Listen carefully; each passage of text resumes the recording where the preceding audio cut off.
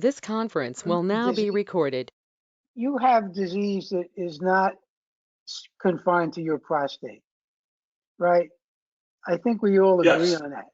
The questions that we're asking are, how serious is this disease other than this one spot that you might have seen?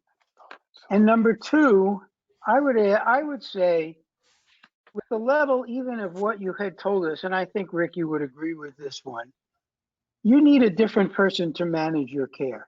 Yeah. You need. Herb, we've I mean, gone. we're all asking the questions we're asking you. Herb, we've gone there already. We I've have? already provided him with 3 names. Okay. Okay. But that, it seems to me that any of those 3 names, Rick, if they're good, are going to do exactly what we're saying. Let's get a germline test. Let's get an abdomen scan. I'm leading to that. Okay. That's where I'm going. Okay. You're right. But that's exactly where I'm going. So I guess, Jim, what I wrote to you, and what I'm just trying to bring out so everybody knows is that you haven't gotten good care to date. Possibly some of it is because the urologist didn't jump on it quickly enough, although when he did, at least he did the right things. Part of it is that I don't think that Kukanor is following standard of care, because in your case, standard of care would be, number 1, germline testing, and number 2, to get an Axumin scan to see the extent of the disease, because the bone scan itself isn't enough. And number 3, Rick, let me ask you. Okay, let me just finish. What difference would a germline test make? I now have prostate cancer. Who gives a shit how I got it? Just let me finish, make a note, and then I promise you'll give you questions. All right. I'll answer it. So the first thing is, Kukanor isn't following standard of care. He should have given you a germline test. You want to know why? Because if you have certain mutations, it changes the treatment. And the drugs that are prescribed may be different.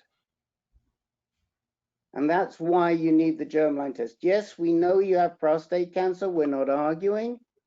But in an era of precision medicine, which we're in, we can tailor the treatment to your disease if you have certain mutations. And that's what we're trying to do to get you the best treatment. And that's not what Kukanor did. Number 2, the standard of care when you have at least 1 identified metastasis is not Lupron alone any longer.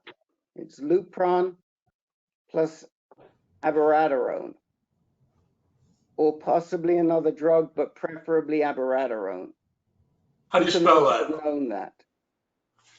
Rick, how do you spell that? ABIRATERONE.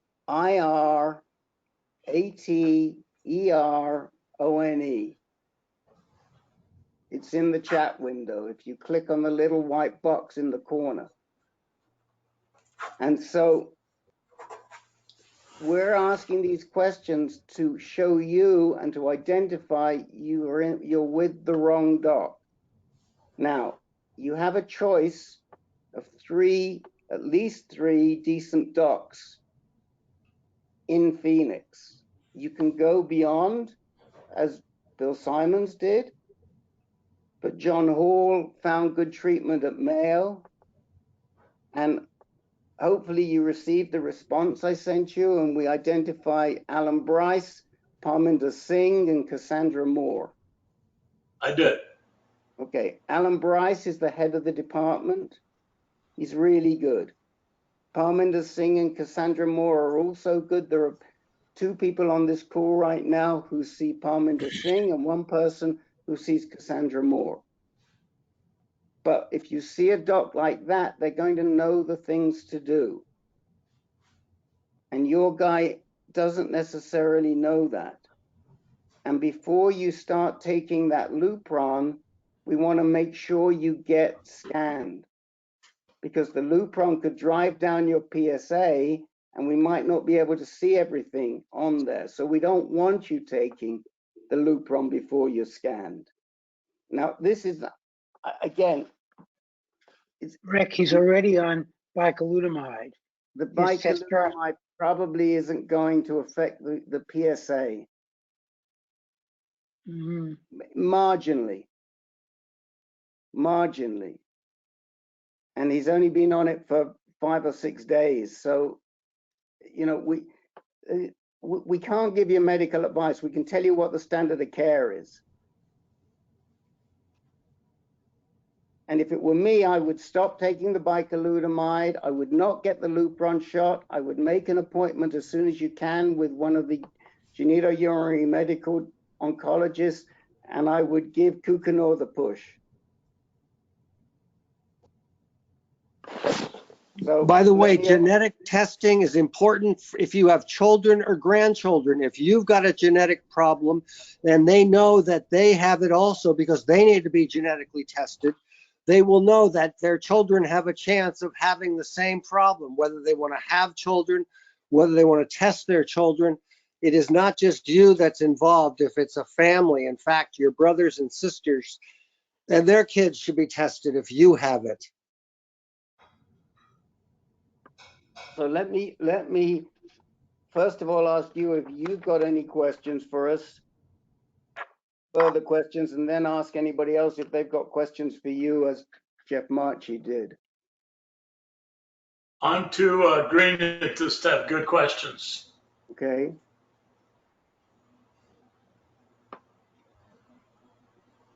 Does anybody have any words of advice or thoughts? Any of You guys never who are at mentioned Mayo, any of you guys who are at Mayo right now would like to say anything to him?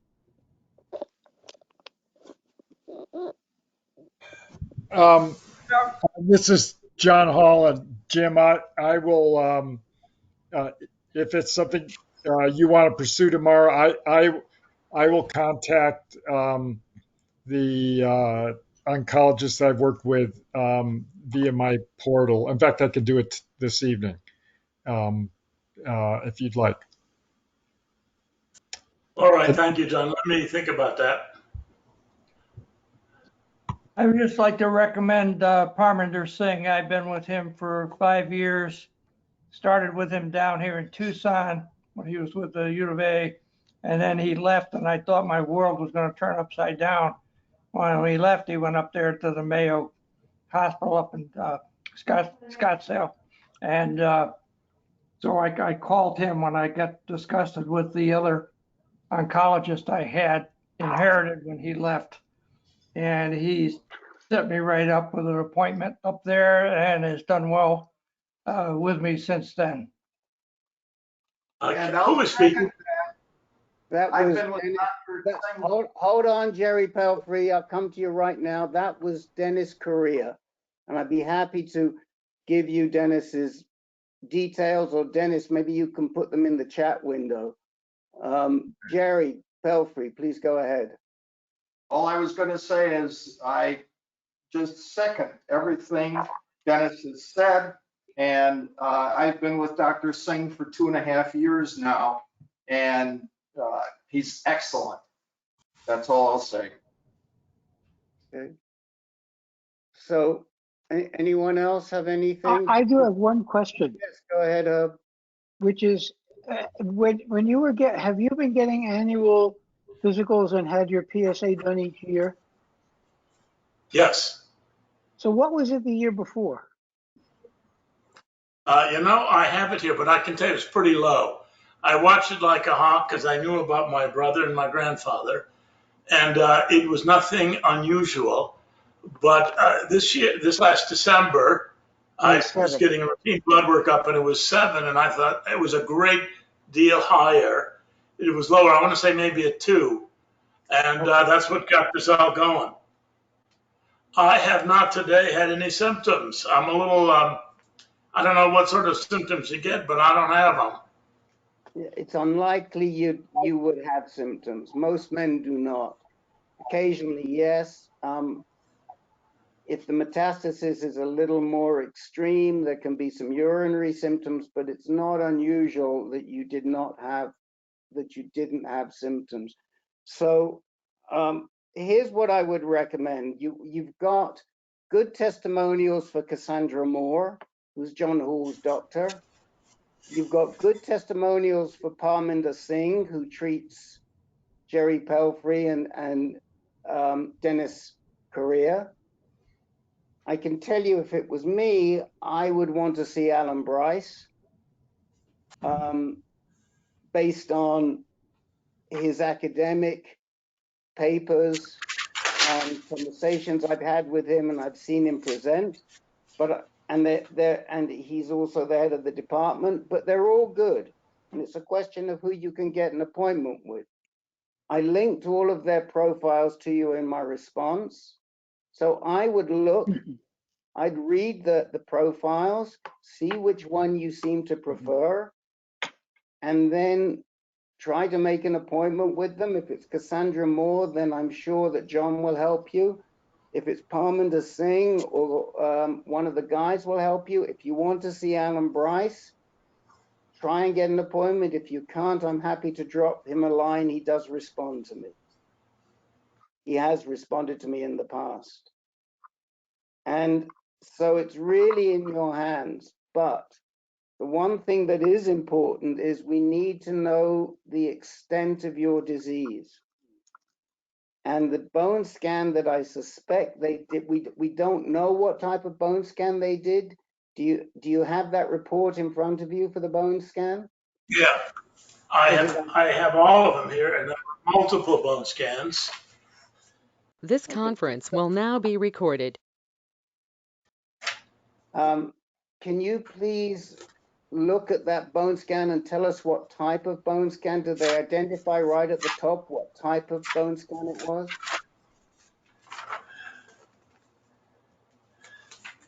It might say something like technetium 99 or C11 or something like that.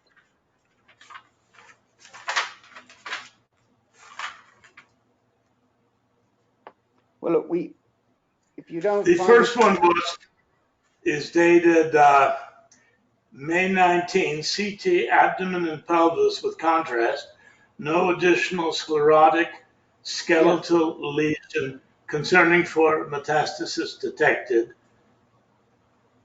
Yeah, what we want to know is the type of bone scan, Jim, rather than the results, because we know what the results are.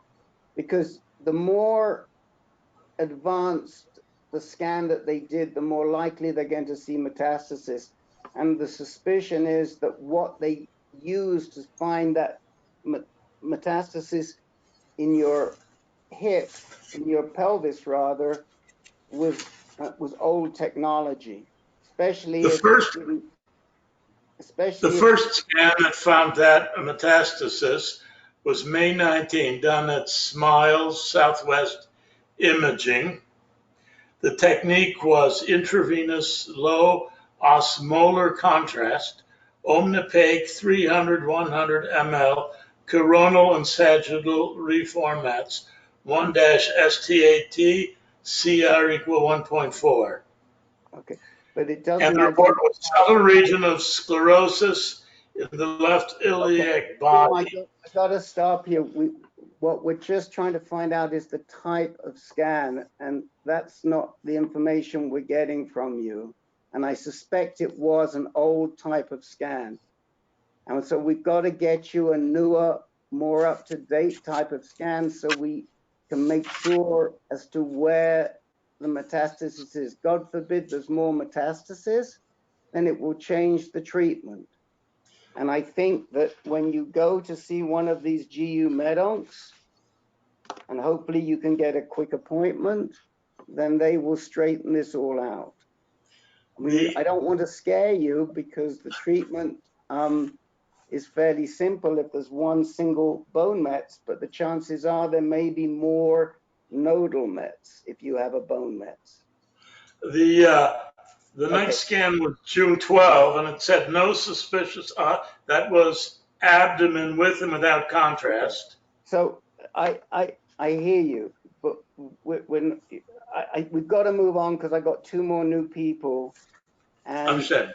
I've got to take them. But you can be in touch with me tomorrow. But I think your first order of business tomorrow is to get yourself a genitourinary medical oncologist at Mayo. So tonight, when you hang up, please go through all those names. Right. And after you do that, get a PSA test tomorrow. And get a PSA test tomorrow. You're smiling, why?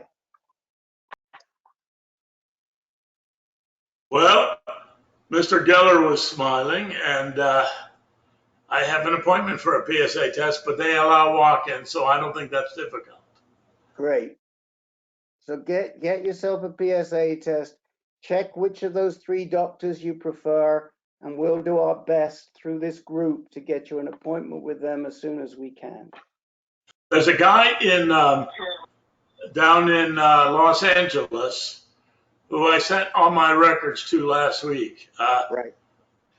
John, what's that guy's name, the book author? Mark Schultz, SCHOLZ. We have men who see him here on this call too, but you don't need to go that far. You can if you want, but then if you were to need chemo, you'd have to find somebody local, and you have good expertise at the Mayo.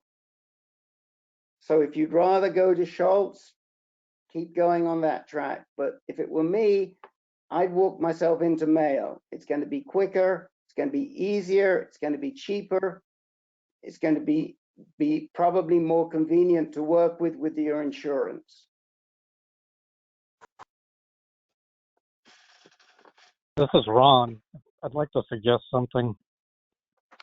Please go ahead. I'd suggest asking about availability of a DCF-PYL PET scan in his area, since it was recently FDA approved. Ron, he doesn't need that level of detail because his PSA is high. If his once your PSA is over about 2 or 3, it really doesn't make a lot of difference. Oh, yes, it does. It would help look for metastasis, whether he's oligometastatic or not. Okay.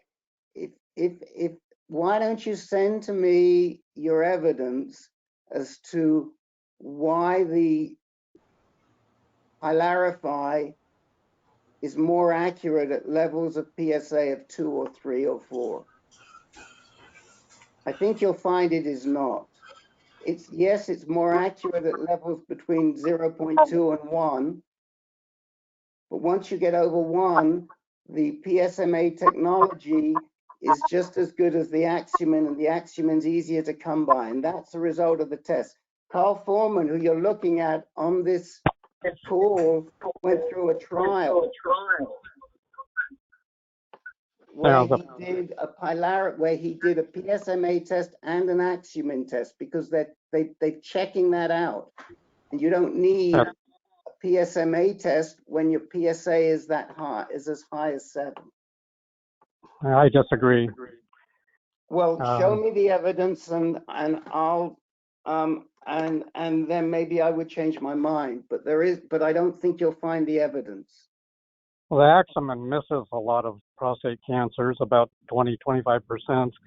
And also you're trying to maximize your findings to know whether you can be treated focally or not, whether you're oligometastatic or not.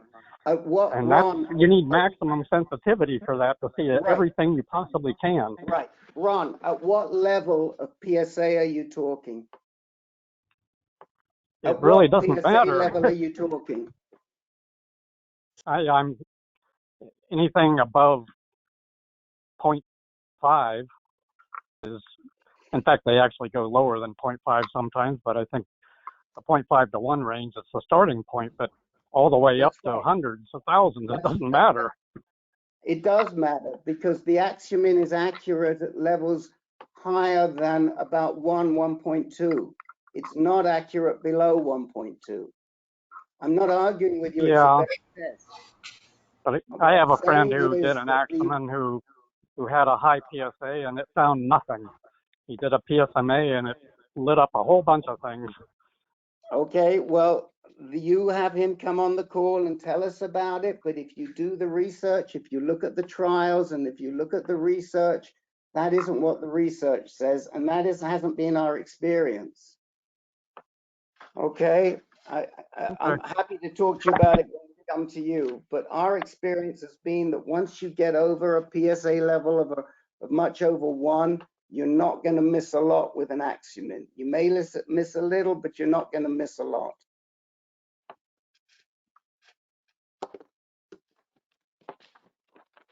Tough crew tonight.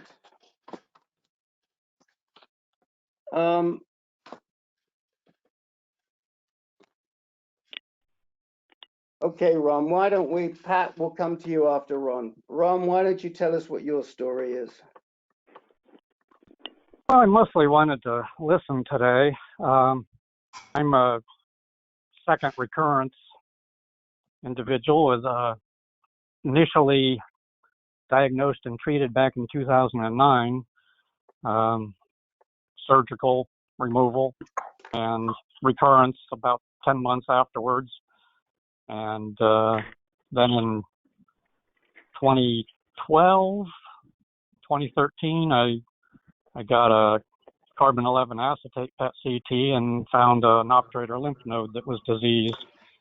And 2013, I had combination of Firmagon therapy and radiation therapy to that obturator lymph node and achieved undetectable PSA. Shortly after the radiation therapy, just a month after the end of the radiation therapy, the very first PSA was less than 0.01. And so that was kind of a big success because my doctors wanted to treat the entire prostate bed, the entire obturator lymph node chain. And I said, no, I just want to treat the one lymph node that we know is diseased. And it took me a long time to convince my doctors to just treat that one lymph node, but we did, and it was successful. But gradually my PSA has risen again, and I did another round of Firmagon back in 2019, 2020. It was about 14 months. The first one was about 20 months of Firmagon, and my PSA drops very slowly on ADT. It doesn't respond too well to ADT, whatever type of cancer I have. But toward the end, I added bicalutamide, Casodex, to the Firmagon, and then the PSA dropped precipitously. I think 2 weeks after I added the bicalutamide, the PSA dropped to undetectable. And a month or two after that, I decided to go on holiday, intermittent ADT, and that was back September, October last year. I guess my testosterone rose back up, and became in the normal range in January of this year. And so I'm still on holiday right now, and PSA is rising back. And when it really started rising, it's been rising rapidly, just bouncing back up, which I guess you would expect on a holiday from ADT. And the PSA doubling time has been 1.2 months. And I've been using CBD oil, which has been helpful in slowing down the progression of my disease. Back when I was post-radiation therapy and it was rising, it really seemed to slow it down quite a bit, which surprised me.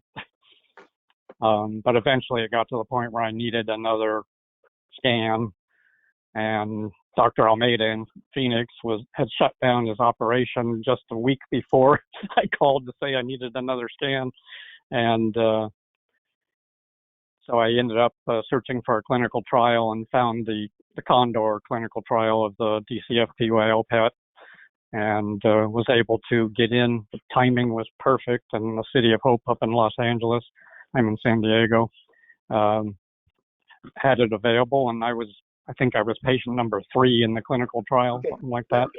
let's cut to the quick here. What is your PSA now, Ron? It's about 0.35. Okay, so when you say it's got a 1.2 doubling time, you're sort of talking off a very, very small base, correct? Yeah, right. Yeah, It's okay. bouncing back from How being old so are you, Ron? I'm 68. 68. And where do you live? San Diego, California. You live in San Diego. Okay. And who's your doc? I have 2 or 3 doctors. I have Dr. McKay at UCSD and Dr. Dotto at the Genesis Prostate Cancer Center. Okay. And what does Dr. McKay say? We're considering whether to do another PET scan if it's available, or whether to do another round of ADT before doing another PET scan. And I'm probably going to pull the trigger on getting back on therapy about a PSA of 0.5. I'm actually on bicalutamide 50 milligrams per day right now, and it seems to be slowing down this rapid return of PSA, but I have no idea how fast it's going to be rising while on bicalutamide. So I'm getting another PSA test on the 16th, I think is when I'm getting it. And then I'll get another one 6 weeks after that to get some more data points on what's happening. But my quandary is... Where's your testosterone right now? Last measure was about 650. Okay. And is that since you've been on the bicalutamide? No. Yeah, it's maybe higher than that now that I'm on the bicalutamide. The bicalutamide shouldn't have that much of an impact because it doesn't affect the production of testosterone. And so in that regard, I think that it's not going to impact your scanning. But I think that if it were me, first of all, for you, yes, absolutely you need a PSMA, whether it's Pylarify or what have you. An Axiom isn't going to do anything for you at the level that you're at. That's what you need, no question. Ronald McKay is a great doc. And I mean, you couldn't have a better quarterback. And I'd be listening to her. She's compassionate, she's smart. Mm-hmm. I think that I don't know the impact of the bicalutamide on the scan, but I would be asking her whether it's going to impact the scan at all. And I did. Yeah. I want to turn this. I want to get some input from a couple of the guys on the call. Len, you can relate to this. What are your thoughts for Mr. Abbott?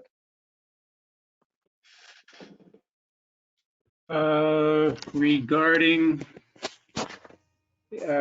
intermittent ADT, Rick? Well, where he is right now, he's on a holiday. He's taken 3 holidays to date. He's on a holiday at since last October, I think, and his PSA is now 0.35. His testosterone 650. He's taking bicalutamide. What would you be doing in his situation? So just to be clear, what I understand is even while he's on bicalutamide, his PSA is still rising. I'm not sure. Because I haven't been on it long enough to know what the rate of rise is going to be. Okay. In any case, you've had several recurrences already. I would suggest going on a more heavy-duty second-line anti-androgen than bicalutamide. I mean, yeah, that's one of the considerations. So you get scanned, but after that, if you do use an androgen receptor blocker or testosterone suppressor, go with something like Zytiga, enzalutamide, apalutamide, darolutamide, something like that. Mm-hmm. Yeah, that's a tough decision on whether to take a hit it hard strategy versus save my guns for later and only do what seems to be adequate now. And I'm having a hard time kind of sitting on the fence on that one, and also whether to try to get another PET scan this time before I get back on ADT, or whether to go another round of ADT and then do a PET scan, because since the PYL PET isn't Medicare approved yet, as far as I know, and I don't think it's available here in San Diego yet. I'm feeling like I may just want to go another round, especially since this is kind of an experiment doing intermittent therapy for me, and I don't know how well the bicalutamide helps lengthen the holiday period is what I'm trying to achieve. So if I can get more information by doing another round of ADT with using the bicalutamide during, actually I've got a prescription for Orgovix instead of Firmagon, and I just received a call a couple of days ago that the company's sending me my first 30-day supply of Orgovix. And so I'm kind of getting my ducks in a row, ready to get back on therapy in case my next PSA test is a more rapid rise, or another significant rise. So you haven't had a scan since they first saw, if I recall correctly, a lymph node that was involved? There were 2 scans back in 2012, 2013, and then the PYL scan was in 2019. And that was like April of 2019 when I had it. And I'm sorry, but what were the results of that scan? Oh, yeah, I didn't tell you that. That's important information. There was no evidence of disease anywhere in my prostate bed or in the obturator lymph node chain. They found a lesion in the 7th rib in my back, and also possibly a lesion down near where the seminal vesicles was. And so the rib lesion, that was surprising that it's in my bones.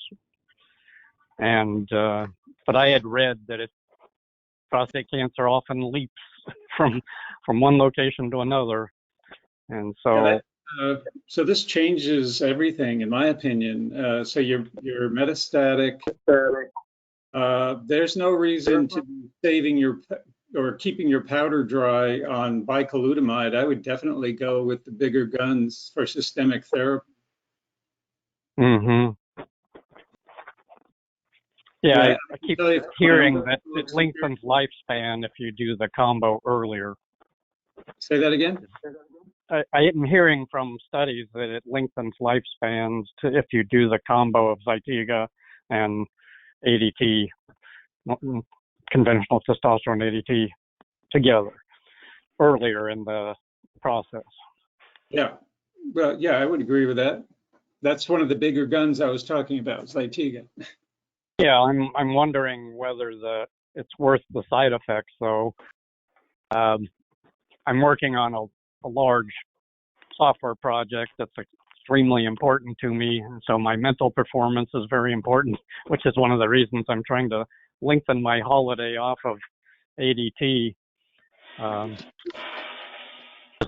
generally decline slowly over the period of time I'm on ADT, like mental and physical performance both.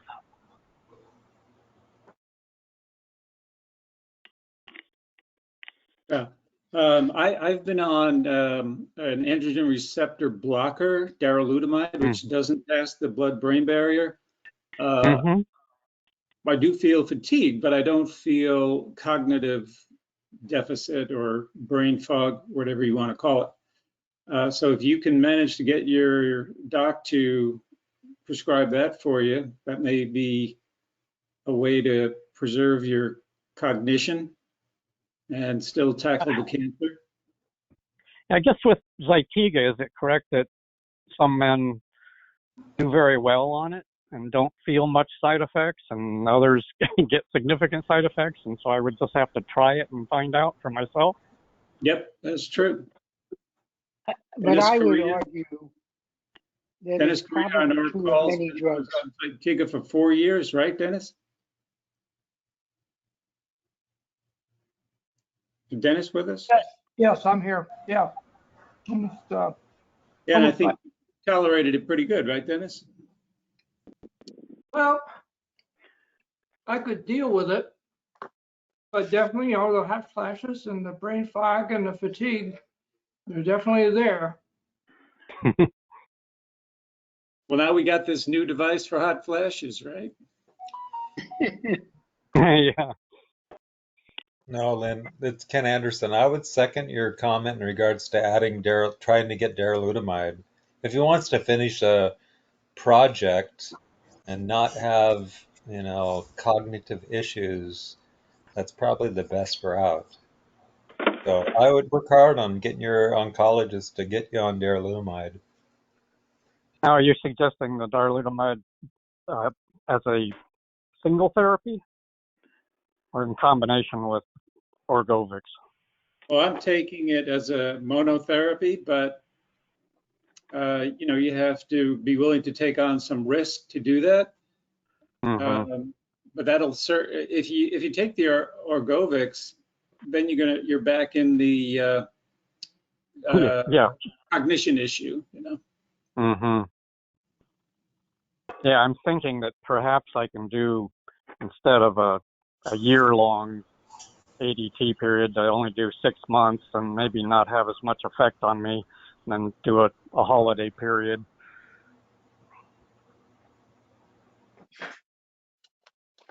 No, I think you've got to have this conversation with Rana Mackay. I mean, what you're trying to balance is your quality of life and your other desires with longevity. And Right. we can't really help you with that. We can tell you what works. Len's been on almost 2 years now. He's been on monotherapy darolutamide. If you want, if you could get it and it worked for you, that would be the best option for brain clarity, whilst at the same time maintaining longevity. But I do think that, trying to balance, well, I'm going to do 3 months or 6 months and just see, it's tough. I mean, yeah, you've got to have some clear goals set with Rana Mackay as to when you're going to go back on treatment and how long you're going to go on treatment for. And if you make it up as you go along, which is sort of what you're suggesting, who knows how good it's going to be? Yeah, I'll go back on. I'll go for 6 months and I'll get off. I don't know. We don't know. You're in uncharted territory, Ron. Yeah, I'm an N of 1, and Dr. Dotto doesn't really like me being on bicalutamide because he can't see what's happening, and he suggests trying Orgovyx by itself and see how I do with that. Yeah. Why? Who put you on the bicalutamide? It was a combination of me and Dr. McKay. She gave me the prescription. I had some success with bicalutamide slowing the progression of the disease prior to finding the initial lymph node.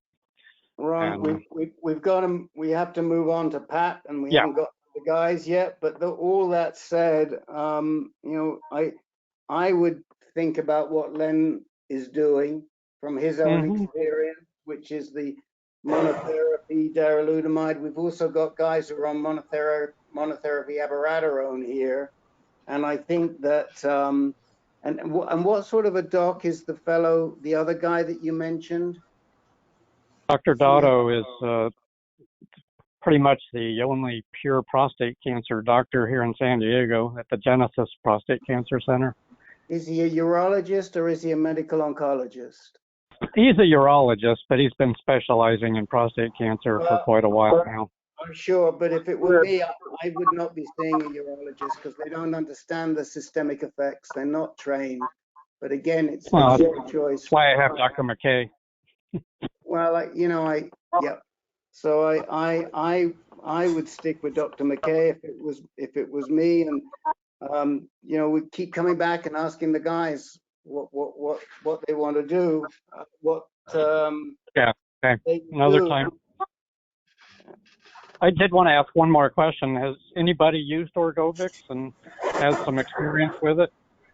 Let me cut because we have to move on. The answer is yes. We've got about 4 guys on this call who are on it, and nobody's had any different experience largely than from being on another LHRH. But we haven't had any guys who have come off it yet, so we don't know how quickly they're going to return. So that, Yeah. but everybody's taking it. Okay, well, thank you for your advice. Thanks, everyone. Pat, did you want to tell us a little bit about your neighbor as much as you possibly can, or tell us how we can help you? Thank you. I appreciate a chance to hear, and my goal is to gather more information to be able to ask his doctor. His name is Fred. He's 74 years old. He has never really had medical care, just hasn't. But when he had a kidney removed, which is another story I won't get into, he ended up with a urologist. And that is who he is seeing. He thinks the urologist walks on water and really doesn't want any other doctor. But he does not mind, my friend Fred does not mind my sending out information or asking questions. His name is Brian Willard, is the doctor. So I'm going back over some of the notes. About mid-2020, and maybe around July 31st, he was told he had a PSA of 50. And then on September 10th, he had the core biopsies done. His PSA had gone to 58. And I've got, he has given me his medical chart through our local hospital system, but the Gleasons, which the urologist did not mention, but I asked about, they were 4+4 and 4+5. He has had a CT scan, and where I'm still concerned is the doctors never really talked about anything about metastases, although the report indicates some concerns about some node enlargement. He did go through 28 radiation treatments right at the end in December 2020, and he's been getting the ADT shots. I don't know if there's a specific name or brand or medicine, but he's getting those. And then on April 6th, his most recent PSA was 0.8. So some of my concerns had been, what else is the doctor maybe not telling him about how serious his disease might be? And Fred does not ask questions. And Fred is not willing to consider going to any other doctors anywhere around. He likes Dr. Willard, like I said, and he did have a radiation oncologist for his radiation treatments, but he has been dismissed from him. And then the other, where I'd like to get some information, is that the ADT shots, my understanding is, can cause depression, weakness, shortness of breath, mood, maybe impact appetite. And so he is not on anything for depression. He's not had a DEXA scan. He has had a bone scan, but his urologist said he could not do anything about the depression or a DEXA scan. He had to go to his, quote, regular doctor, and he does not have a regular doctor. So that's kind of what I know, and I'm open to any thoughts or ideas. And I thank you gentlemen all very much. Well, I think most of the ideas that we have are not going to be acceptable to Fred. That's the big problem. You know, he shouldn't be with a urologist. He needs to be with a doctor that can treat him systemically. The urologist isn't, sounds like he's not treating him adequately, because if there is a spread of this disease, then he needs more than just the injection that he's getting. And he should have ordered additional scans that might identify that when he was at 58. It's now, it's kind of, nothing much is going to show, we don't think. Okay. So, and you know, when the urologist, it drives me personally nuts when the urologists give these drugs and then they're not prepared to deal with the side effects, because they're making money off every time they give him a shot. They need to know what that shot does and how to treat it, and not say, go see your GP. And that's the reason why we don't recommend urologists to care for you when you have more advanced disease or high risk disease. It's a cop-out.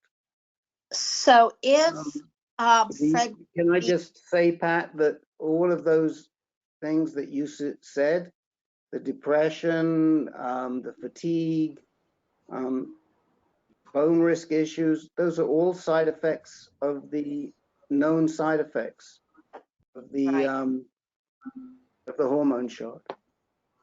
Right. So if he was willing to consider a different doctor to do the systemic treatment, and I know he'd only do the Columbia, South Carolina area, what type of physician should that be? Well, it should be a genitourinary medical oncologist. Okay. Genito, what? GenitoUrinary, genitourinary medical oncologist.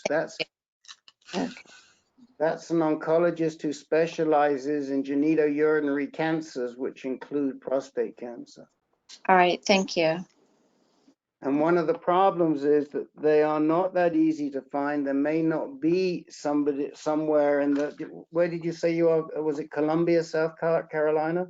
Right outside of Columbia. There's a medical school there. And then there's a medical school down in Charleston. And I've offered to go with him anywhere that he might be willing to go for any treatment. And since I've recently retired, I could go. But yeah.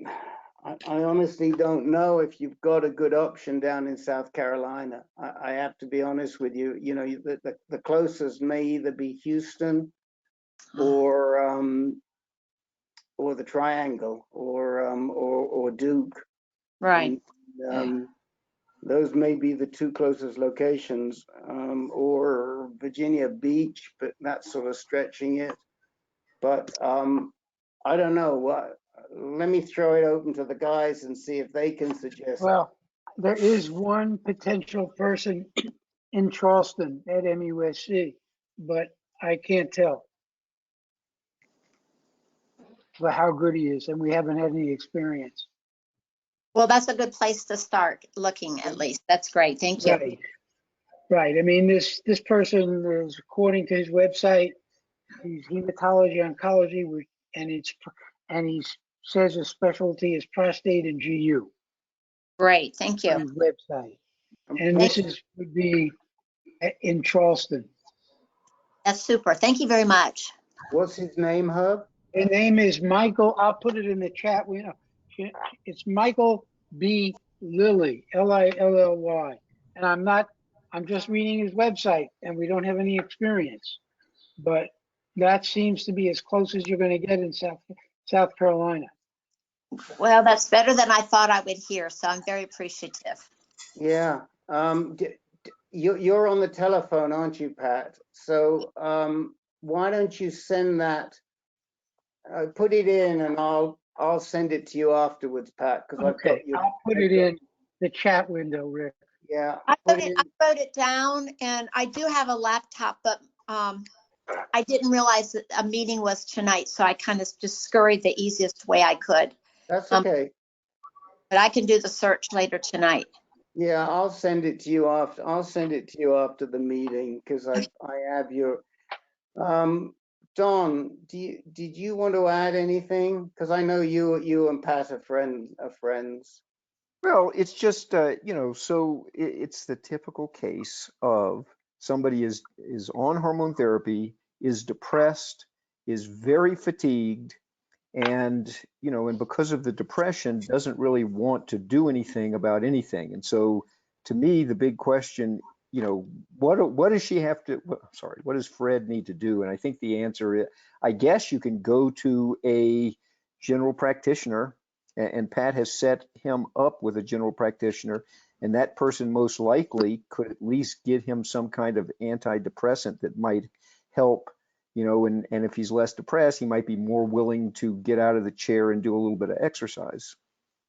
If I can interrupt or clarify, Fred, let me get the paperwork to complete to decide if he wants to have a doctor. But that's a start.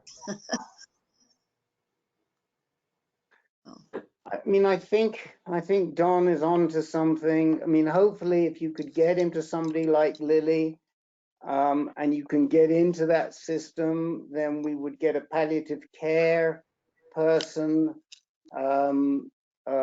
involved, and they would start working with him on all of the side effects, and find ways, or Lily would work with him on the side effects. But the problem is getting him to that specialized doc. If you've got a good GP who understands hormone therapy, they can do a lot of that if they're willing to. They can prescribe a antidepressant. But getting him out of the chair and getting him to exercise every day is probably the biggest single thing you can do for him, because that's going to make him feel way better. Don and I have discussed that. Yes, I'm aware. I like to exercise. Fred has never liked to exercise. But yes, I do know. And I'm going to work on him on getting the GP, and I will pursue about the Dr. Lily. Okay, thank you very much. Listen, come on back. We're kind of pressed tonight, as you can hear, with the 3 new people, and we've got to get to some urgent stuff. But come on back and tell us how you do with that. Don't hesitate to reach out to me or to Don with questions, and we'll try and guide you through. I mean, the issue, of course, is whether his insurance will cover him at Charleston with Lily. But frankly, he needs scanning, and he may need to come off of. He may not, but he may need to come off of the hormone therapy just to get a scan, so we see the extent of his disease. But I think you're right. I don't think the doctor's been totally honest with him. If he's put him on hormone therapy, the other thing is that it sounds like this doctor decided not to treat the prostate. And if he did that, then he may have seen metastasis right at the beginning, and that should have been disclosed. Exactly. I've asked, and they've been very vague about that. So, but I won't take any more time, but I will definitely follow up. And you should mention that with the Gleason 9, this is going to be really aggressive. He needs to move quickly. Thank you. Yeah. Okay. And hey, Rick, never having been myself, would you still say that Pat should try to get to some of the caregiver, or is it not, Oh yeah, I do think the caregiver group would help you quite a bit, Pat, because they'll give you some ideas, and there'll be more. It's not technical. They won't be talking about the sort of technical stuff, but if you can join us tomorrow night, I think you'll find them Sylvester, what would you say to Pat?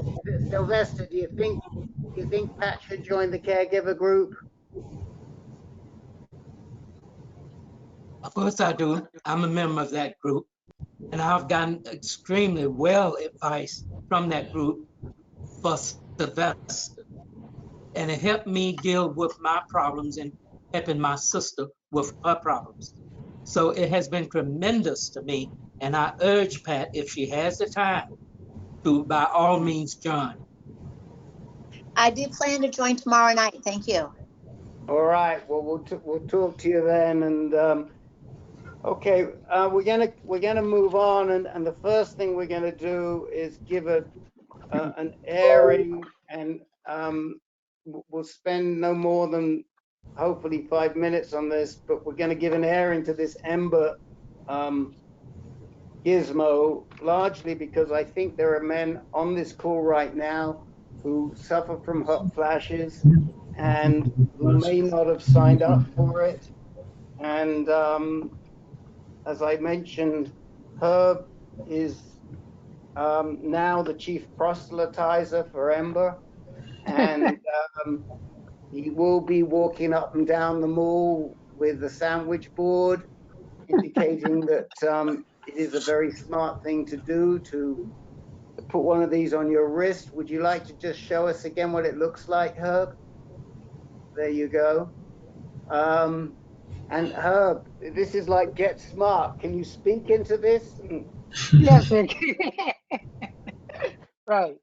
All right. Let me just say, I signed up about 2 weeks ago through their website, filled out the questionnaire, which asks you how often you have hot flashes and how much you're bothered by them, and then was accepted into the trial. This is a phase 1 trial. It has an RCT number where they basically giving you, they're using 50 guys are getting it for a month each, and then they're filling out questionnaires weekly. And I only started using it essentially a little less than a week ago. It'll be a week tomorrow. So, but I will tell you that the difference was remarkable. So I'm hopeful, but I also think that, it's not randomized. I know I have it on. There could be some psychological effects. If I were doing this, I would figure out a way to turn it off without my knowing it, to see if it really is the machine or is it me. But I would still encourage people to sign up for the trial so they can move this thing forward. We can get more data. Let me pick on some random men in this group. How about David Muslin? Do you have one of those on your wrist, David Muslin? Oh, I never leave home without it. What a surprise! I wear it in my home. And what's your experience being with it, Mr. Muslin? This is It probably is. Herb. It cut the intensity down, I would say 75%. And it has helped my sleep probably 60 or 70%. Right. For me, it helped my sleep like 80 to 85%. Okay, and let me pick on another random person. Let me think. How about Jeff Marchi? Do you have one on your wrist, Mr. Marchi? Yeah, in fact, I had it on up to about 1 minute ago because I started to get a flash about 10 minutes ago, which happens to me often, and I usually have to open my shirt while I'm talking, so sometimes I'll hide it. But I didn't have to. I felt it immediately. I felt it actually. My head got real warm real quick, and I just immediately turned it on, and it never got aggressive. I have had them come on aggressively, the hot flashes, even though I had it on, and I've had to use my fan, but much less than I used to. And at night, that's the weird thing. I used to wake up at least 3 times at night because I was hot flash and sweaty. And now I don't think it was even twice the last 2 or 3 nights. And you have to turn this thing on. You have to hit it in order to make it activate. So if you're asleep, you can't do that. But Well, for some reason, Herb, you but talk Jeff, about it. they have this overnight mode. I have a mode where basically it's an 8-hour mode, and you turn it on before you go to sleep, and then it just goes for 8 hours. So we won't get too technical, but Jeff, if you want to talk to Herb at ancan.org. No, I Right. got that. I know where that mode is. That's no problem to set it. I just hadn't tried So it. that's a possibility. Anybody else? Is anybody else wearing one of these? And would anybody else like to say anything about these? Oh, Frank Fabish has one. Frank. I started mine on Friday, and I have it mainly on the hot flash mode, and it reduces the intensity of the hot flashes. Whenever I feel one coming on, I just activate it, and it'll stop it in about less than a minute. I haven't had issues of being awakened at night with hot flashes, so I tried the overnight mode and I didn't find it useful, but I kept it on the hot flash mode because sometimes when I'm up to urinate, I'll have a hot flash and I'll activate it myself. So I found it useful so far, and I would recommend it to anybody who's having hot flashes to at least try it. It's it's not difficult. The hardest part is getting set up in the app and participating. And it's the one they sent me, as everybody said, it's a 4-week trial. So you have to do some things during those 4 weeks on the administrative side. So I just want to say that, because I remember from my own experience, half the time you don't even know you're having them in the middle of the night. But when you wake up in the morning and you feel like a Mack truck just hit you and you can't get out of bed, you can pretty much guarantee you had a bunch of hot flashes you didn't know. So my suggestion is that if you've got one, try using it in the overnight mode to see if it gives you better sleep. Let me ask, so John Hall, do you have a better feel now for what we're talking about? Absolutely. I'm going to definitely sign up after you guys finish tonight.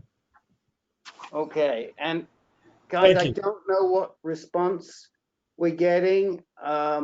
I'd ask anybody who does sign up just to please keep me posted and let me know. But I do know that they needed 25 more guys. I think we've made a big dent in that, but I don't know how many. So if you're thinking about this, don't think, act. These units are available on the market, even though they're going through FDA testing. You can buy them. They're $249. So, why not get one for free and spend whatever it is, half an hour each week, filling out if you have hot flashes. So let me just see a quick show of hands. Anybody who doesn't have one, anyone thinking of signing up as a result of what you're hearing?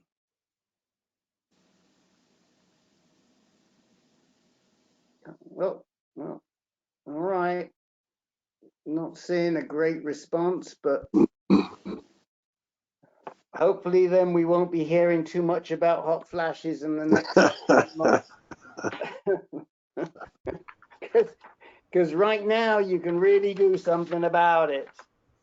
So, all right, I'm going to run down this list. Let me just say, I will stay. No one else has to, but I'll stay as long as it takes to handle all the questions that we've got tonight.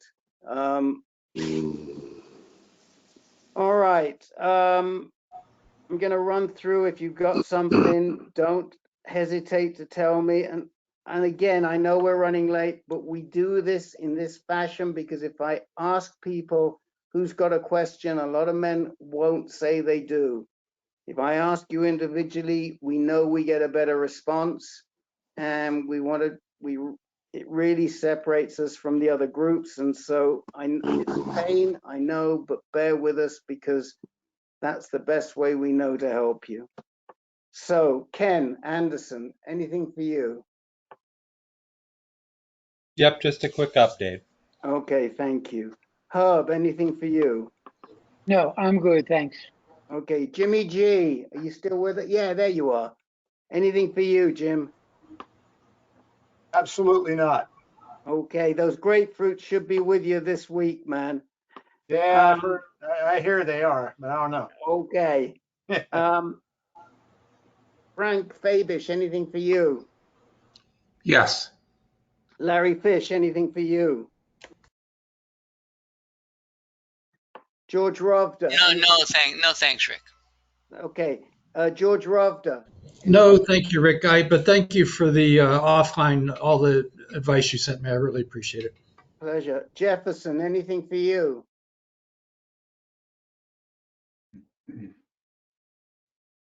I don't. Yes. Can you hear me? Okay.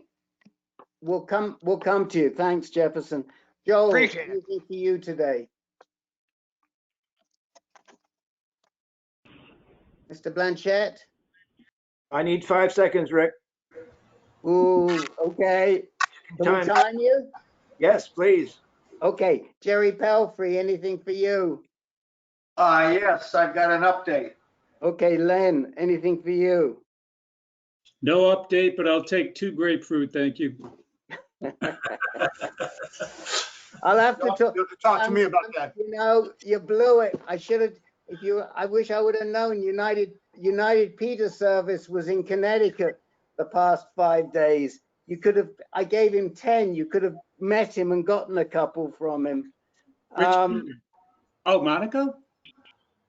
No, my friend Peter Koskinen, who lives here in Tubac. Too bad for you. Yes, too bad for you. Howard Hertz, anything for you today? No, thank you, Rick. Bruce Bochin, for you? Yeah, quick PSA update. Okay. Ted Healy, anything for you? Yes, please, Rick. Okay. Jeff Marchi, anything for you? Not today, thanks. Pat Martin, anything I'm you'd good. like to talk about? I'm good. Thank you. Jim Marshall, anything for you? Yes, sir. Les, anything for you? Maybe a quick PSA update. Okay. Tom Swartzel, anything you'd like to talk about? I have a short update. Okay. Dennis Correa, anything for you? No, thank you. Russ, I bet Russ isn't still with us. I can't believe if he is. Russ, are you with us still? Okay. I thought he'd be gone. Scott, are you new to us?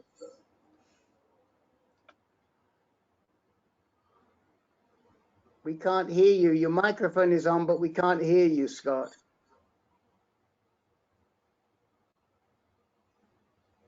You are new. We cannot, my apologies, we can't take any more new people this week, but next Tuesday is the 6th. No, well, next Tuesday is the 13th, and we will make you a priority. Peter Kafka is on, and we will make you a priority. We'll make you the first person up next week. So we kind of stick to. Of course, you can stay on and listen, and of course.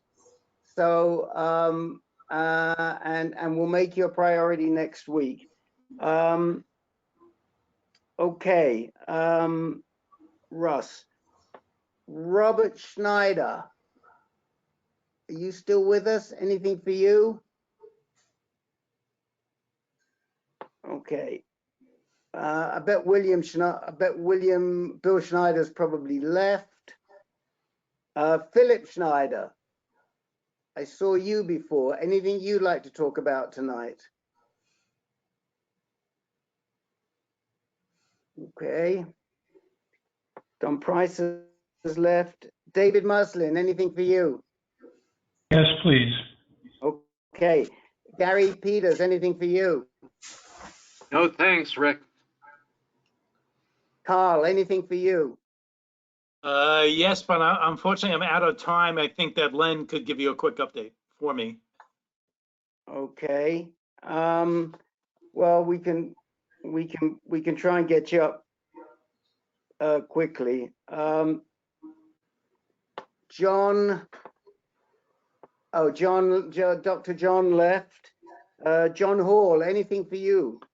I'll talk next week, but again, thank you for giving Jim V helpful assistance. Okay, pleasure. Sylvester, anything for you? No, thank you. John Ivory, anything for you? Yes, quick question. Okay. Peter Kafka, anything for you? Nothing tonight. Ross Hoover, anything for you?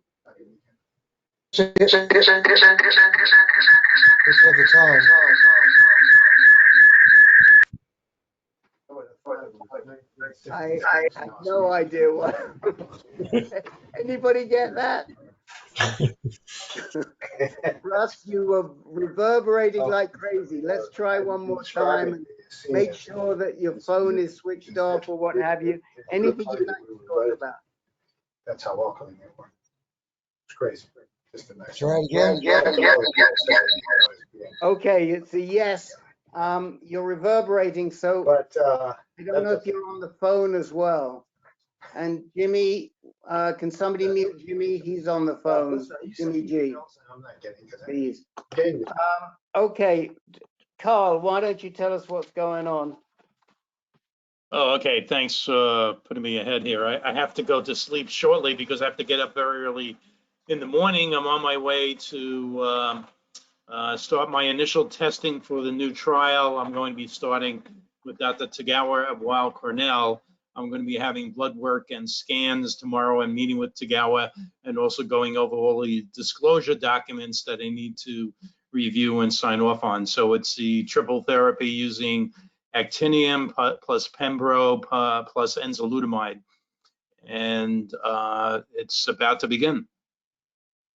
Okay, so do you know what the procedure is in terms of what you'll get first?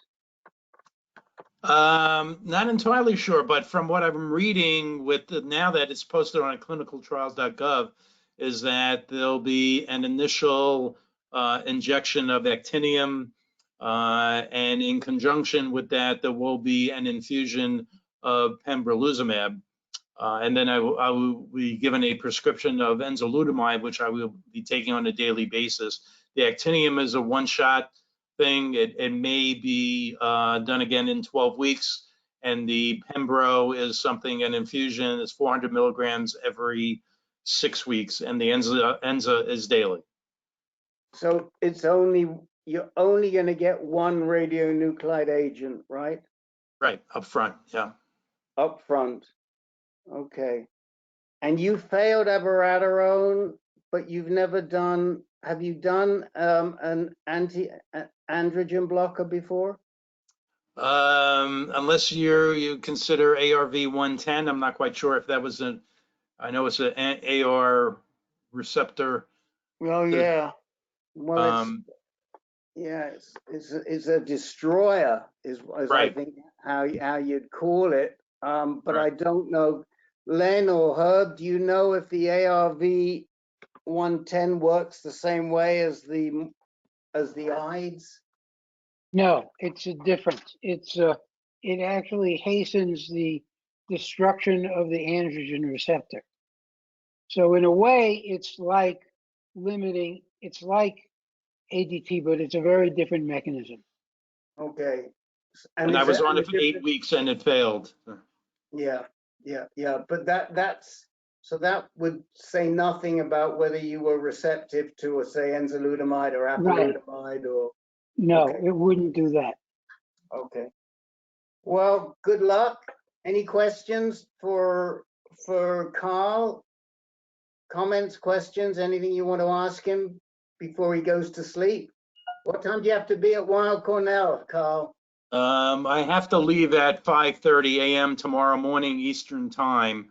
My first appointment is 7:30 a.m. Ooh, okay. And it's going to be 90 plus degrees and humidity factor of over 100 here in the New York area tomorrow. Don't get on the subway. I Right. have that T-shirt. I did it way too many times in that weather. So I have that T-shirt. Or if you do, take an extra shirt with you. Okay. Right. All right. Let's keep going here. Let me just say we've got a lot of guys, a lot of things. You're gonna have to buckle your seatbelt. We'll be going at least for another 45 minutes. So anybody who wants to leave, please feel free. No problems, understood. And we'll try and get through it. We will get through everybody. Ken Anderson, what's going on for you?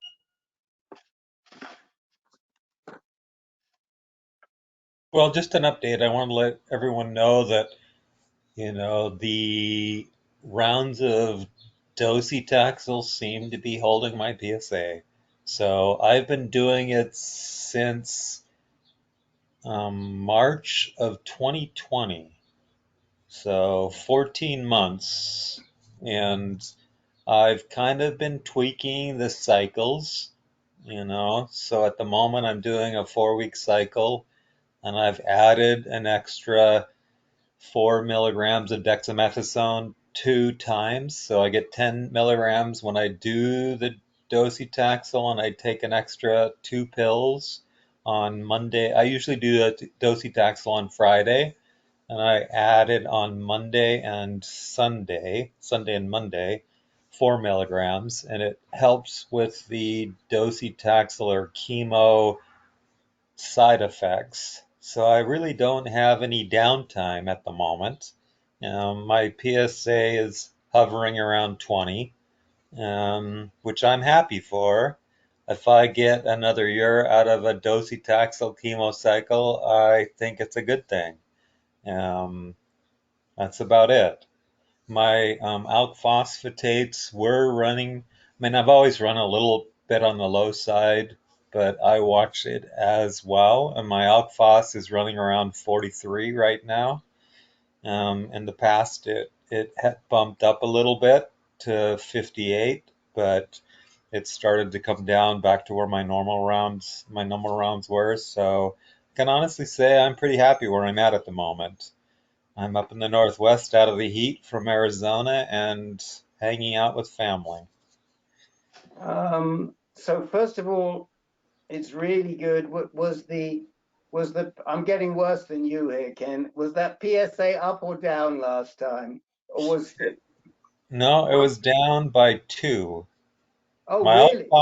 alk phos came down and my PSA came down. Wow. So my testosterone actually was up to 12, and I was a little worried, last month because my T levels bounced up, but I don't know, it was a 1 of or something because it bounced back down to like 2.5 or below. So Paul said, don't worry about it, keep banging on it. I'm going to see him in the end of July. So everything's good. Amazing. Yeah. And what number? So are you that was 19? Is the next one going to be 20? The next one's going to be around 20. Yep. Okay. Well, and let me ask you, because this is very helpful information with this DEX. What did say Paul Korn say to you about adding extra dexamethasone? He was, because it was only two doses, he was okay with it. He wasn't too keen on adding more, but he thought adding 4 milligrams on days 3 and 4 were no big deal. My local med-onc here in Phoenix said not a good idea. He wasn't going to prescribe it, and Paul overruled him and he gave me the prescription. So, and I think I'm honestly, I mean, it changed my downtime because usually on the third day after taking docetaxel, I'm on the couch and really not in a good shape. Yeah, So adding 4 milligrams of dexamethasone on days 3 and 4 were like a world of difference. Ken, it's Larry. Do you go in Yeah. the day after Dex or the same day for Neulasta or something? White cell, a white You blood know, cell build? my white blood cell counts have never been bad. So actually 3 cycles ago, I dropped Neulasta because I've never had a problem with white blood cell counts. Yeah. You know, I convinced my oncologist to give me a script for 2 milligram Dethemex and trust me to monitor that. And he went with that as I explained. Well, I was getting the last, but it's the same thing. I would always like come off of the dexamethasone that comes with the chemo, which was like 20 or 40 or whatever that was. I don't remember. And then I would let it taper off. You know, I would try the next day to take 2 and the next day to take 2 and maybe just stop the third day or take it the day before and the day after, like you're saying. And I would just monitor it because I felt okay. Wouldn't take more than 1 of the 2 milligram. It works okay for me. I mean, other than the chemo failing, but I mean, being horrible. But I was okay with that once I got that dexamethasone prescription. Yeah, it actually made a world of difference for me. You know, after I'd usually get chemo, I always get chemo on a Friday, and I get 10 milligrams of dexamethasone, which lasts until Sunday night. At Sunday night, it starts to drop off, and 2 months ago, I didn't take the extra 4 milligrams, and by Monday morning, I was crashing. So that happened to be like Memorial Day or something, and I was planning on going to a Memorial Day party, and I was worried that I couldn't go because my crashes on Monday, Tuesday, and Wednesday I was on the couch.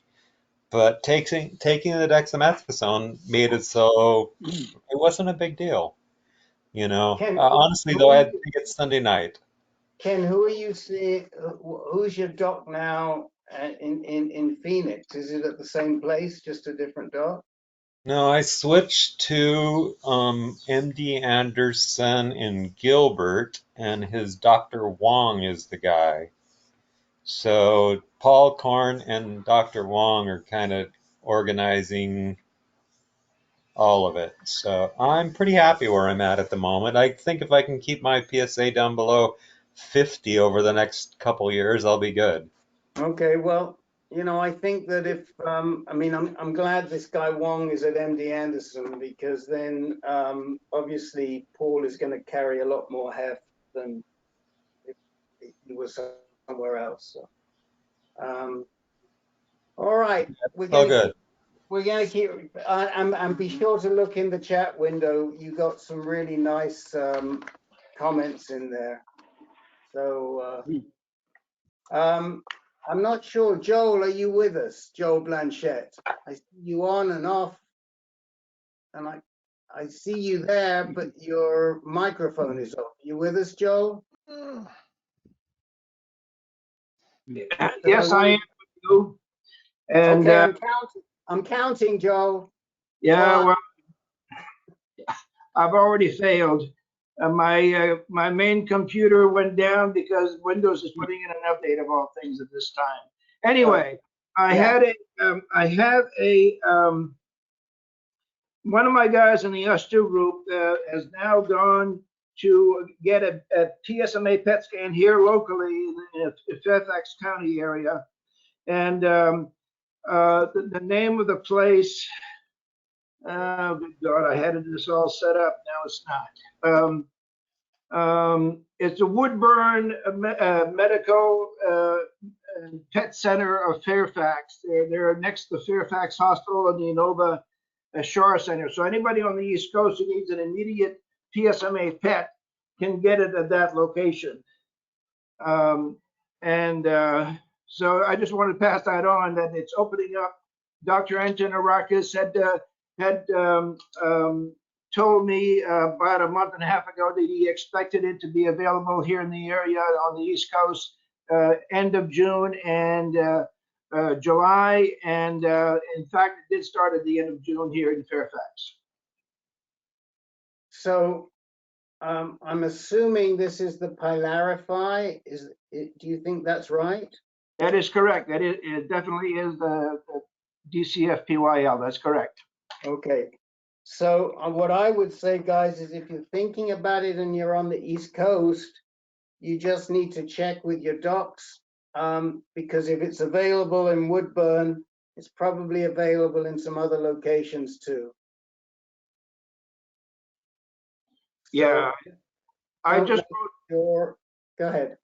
I just wrote Antonarakis yesterday and asked him if it was available at Hopkins yet, and he hasn't replied yet, but because he probably hasn't been at work, but he's probably going to reply to me tomorrow morning. So we'll hear next week, but sounds like that June, July availability is going to be is being met. Okay, thank you. Anything else, Joel? No, that's it. That was it. Questions, anybody to Joel on the Pylarify? So we'll go to Jefferson anyway, because I see Jefferson's asking where is Fairfax. I can't remember where are you located, Jefferson?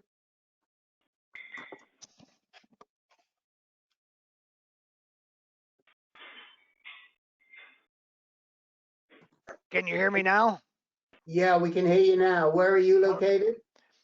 You can call it Syracuse, but I go to Rochester, University of Rochester. Oh, that's right. You're up there. Well, you know, That's about 800 miles from Annandale, Virginia. I saw that now. But my guess is that if it's flowing in Virginia, it's probably flowing in other places too. So you might want to be checking in with your doc to see if the Pylarify is available. Okay. And tell us what's up with you. I know you wanted some time. Well, my major concern is my PSA. Let me see if I can get it called up on my stupid iPhone. Here it is. My PSA was rising for the past year, and it held steady at 0.03, and it was rising from 0.01 previous for 3 or 4 months. And then it started doubling. September to November, it went to 0.06. I know it's low. And then from 0.06 the next month, it was 0.10. And then the 2 months, the 2 months doubling, it was 0.21. And then the 0.21 on the 2 months doubling, which was the third month, is January, February, March, it was 0.56. And then the next month is 1.05. And the next month it was 1.03. And then my doctor was concerned and put me on this Xtandi. And lo and behold, somehow, some way, after the Provenge, because I had taken the Provenge at that time during that month, my PSA gloriously was a 0.55. So I'm still on the Xtandi, but it is what it is. And I've been considering having a bilateral orchiectomy. Yes, but it's not the complete, it's, I don't know, the salvage or whatever. And because I know there's 3 different ways to do it. And I sent a message to my urologist and the urologist in Rochester, and they said, well, they'll get back to me and they will discuss that with me in Rochester. And the other one is giving me, well, it doesn't make any difference. You're still gonna have the same effect. But I look at it this way: if I'm stopped shoving drugs in my body and don't have the testosterone to go at it, I think I'm one step better. What do you think? Well, Jefferson, it's Ken Anderson. I'll chat to that. I know 3 guys that have done orchiectomies, and I don't think you'll have any problem with it. I think it's a good approach. I I don't have a problem with it. I think it's a good approach. Because for I have been on a chemical castration for the past 2 years, and I'm not with any problems with it. So why I mean, not cut off the testosterone, offending? Jeffrey, testosterone does come from other areas, though, not just your I testicles. know it. I only have one kidney, so I possibly only have one adrenal gland. Okay. So as long as you know it does come from other areas, you might Oh still yes, have I do know that. to. Okay. But they won't have to put me on such a high dosage. I don't know if that's Well, true it's or not clear. It's not clear. I don't If know if that's you, true or not either. Hey, I'm willing to take the chance, and I enjoy every single day that I live and breathe, and I'm happy, and I want to take that chance to make it possibly a little bit better. Well, that's option B, and I think it's okay. You know, I don't think it's a drastic option, It isn't. and I don't think the Lupron shot would have to be as. This is my opinion, and I'm not a doctor and never will be. I'm 73. I can't get all that education that fast. I've made enough mistakes to have my PhD in College of Hard Knocks, but that's life and that's different. So that's where I'm at. So here's my only issue. If I'll we listen. bring your PSA under control, and you decide that you want to take a holiday, which you've heard about tonight and is very viable, Yes. then the only way you're going to be able to do that is to get testosterone shots. Well, how much are testosterone shots? Are they $7,000 a month? I couldn't tell you, but the only way you're going to feel better is to do that. And for me, I would prefer to stay with something that is reversible. Now, you haven't mentioned at all what your testosterone has done during these periods. You've talked about PSA. The testosterone has been down less than nothing. So, you know, the Lupron is doing its job. And if you remove your testicles, you're going to have the same side effects as. It doesn't matter to me. So if the side effects don't matter, why not stay on the Lupron, let it do what it's doing, and then if you have the opportunity, you can come off at some point and take a holiday. Well, I'm thinking, I know I should not be thinking this. I should say, my insurance company is going to pay it. Who cares? And I don't think that way. I have never thought that way. If I can save the insurance company some money, because an orchiectomy can't cost more than one shot of Lupron. Okay, but this has got nothing to do with money. I know that. Right, so let's take the money part out of it. The question I have for you is, what's the downside of the Lupron if the side effects are the same whether you get Lupron or the orchiectomy?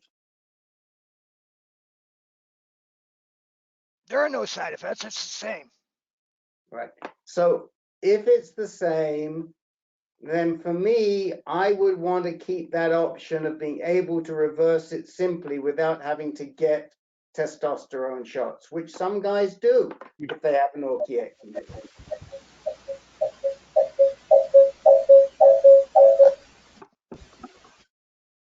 So I'm not sure where that was. That me? It could have been you, yes. I think you just may have been bumped off.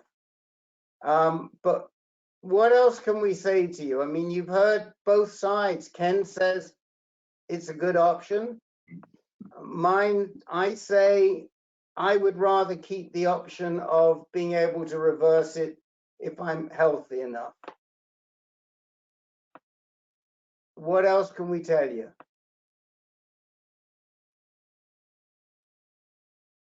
Are you with us? Am I with you? You are, yes. Okay.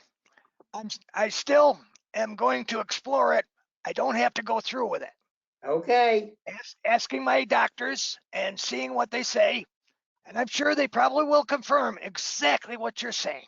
Okay. It's just Well, I do not feel like having that shot stuck in my butt and you having take that the pain for a pills. full week, but it's only for a week, so I guess that's a Okay. good trade-off.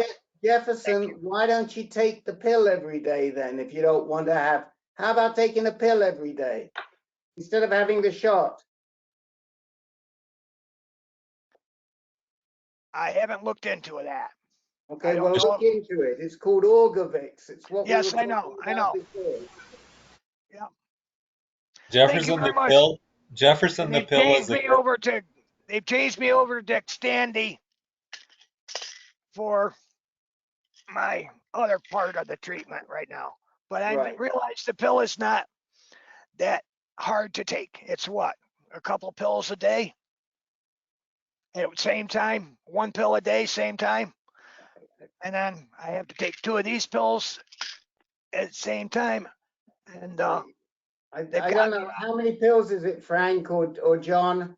1 a day, 2 a day? I don't know what the regime is. I see a finger up to the man over here. And One a day, very small and coated. Yeah, 1 a day, Jefferson. The pill's not a bad option. all righty, I will consider it. And I Good. will ask later, after I have my understanding of the prostatectomy, I call it a castration. I don't think I'm lying.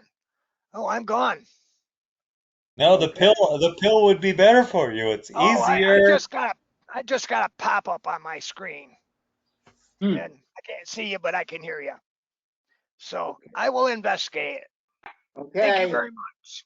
Pleasure. My answer's been made. May you have a good day. Ted Healy.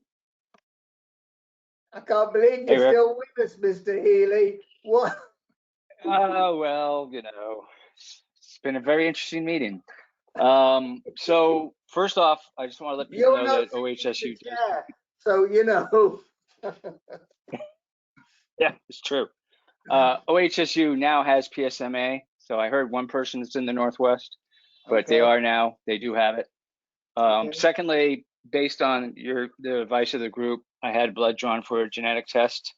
Even though I met the criteria, my insurance company didn't pay, but my social worker found what's called a sponsored test, which actually provides a lot more information. I think it's like 84 panels. So I'll find out if I have it for every possible cancer that they know about, but I'm getting it done. I'm looking forward to it. I did have to pay for the consult out of my pocket, but listen, the peace of mind for my kids, my brother's kids, my daughter is more than worth it. So I should get the results in about 3 to 4 weeks. And then finally, when I switched over from Providence to HSU, because I'm now with an oncologist working with Dr. Beer, my PSA came back and it was a little surprising. I didn't think she ordered it, but there it was. It came back as a less than 0.05, and Providence in the past had always shown less than 0.01. Should I be concerned? If it were, look, if it were me, I would not be concerned. I can second that. Because 0.01, it could still be less than 0.01. And it's low It enough. it just to me was surprising to see it as less than 0.05 versus what I've always seen was 0.01. Each one uses their own assay and they have detection limits. So I would not worry. I think it's still below detection limit in the assay. That's what I figured. All right, thanks guys. That's it. Anyone else want to chime in on this less than 0.05 versus less than 0.01? And I should add that, which is really important information, that Ted had a radical prostatectomy. So we're not talking about initial treatment with radiation. Anybody else have any thoughts on that? Such a sensitive issue. Excuse the pun. No, Ted, be happy you're below 1. Life is That's good. what I figured. Thank you so much. Go enjoy Yeah, the man. Northwest. Yeah. Yeah. Thank you. Yeah. Okay. Where's that list of mine gone? How about Jerry Pelfrey?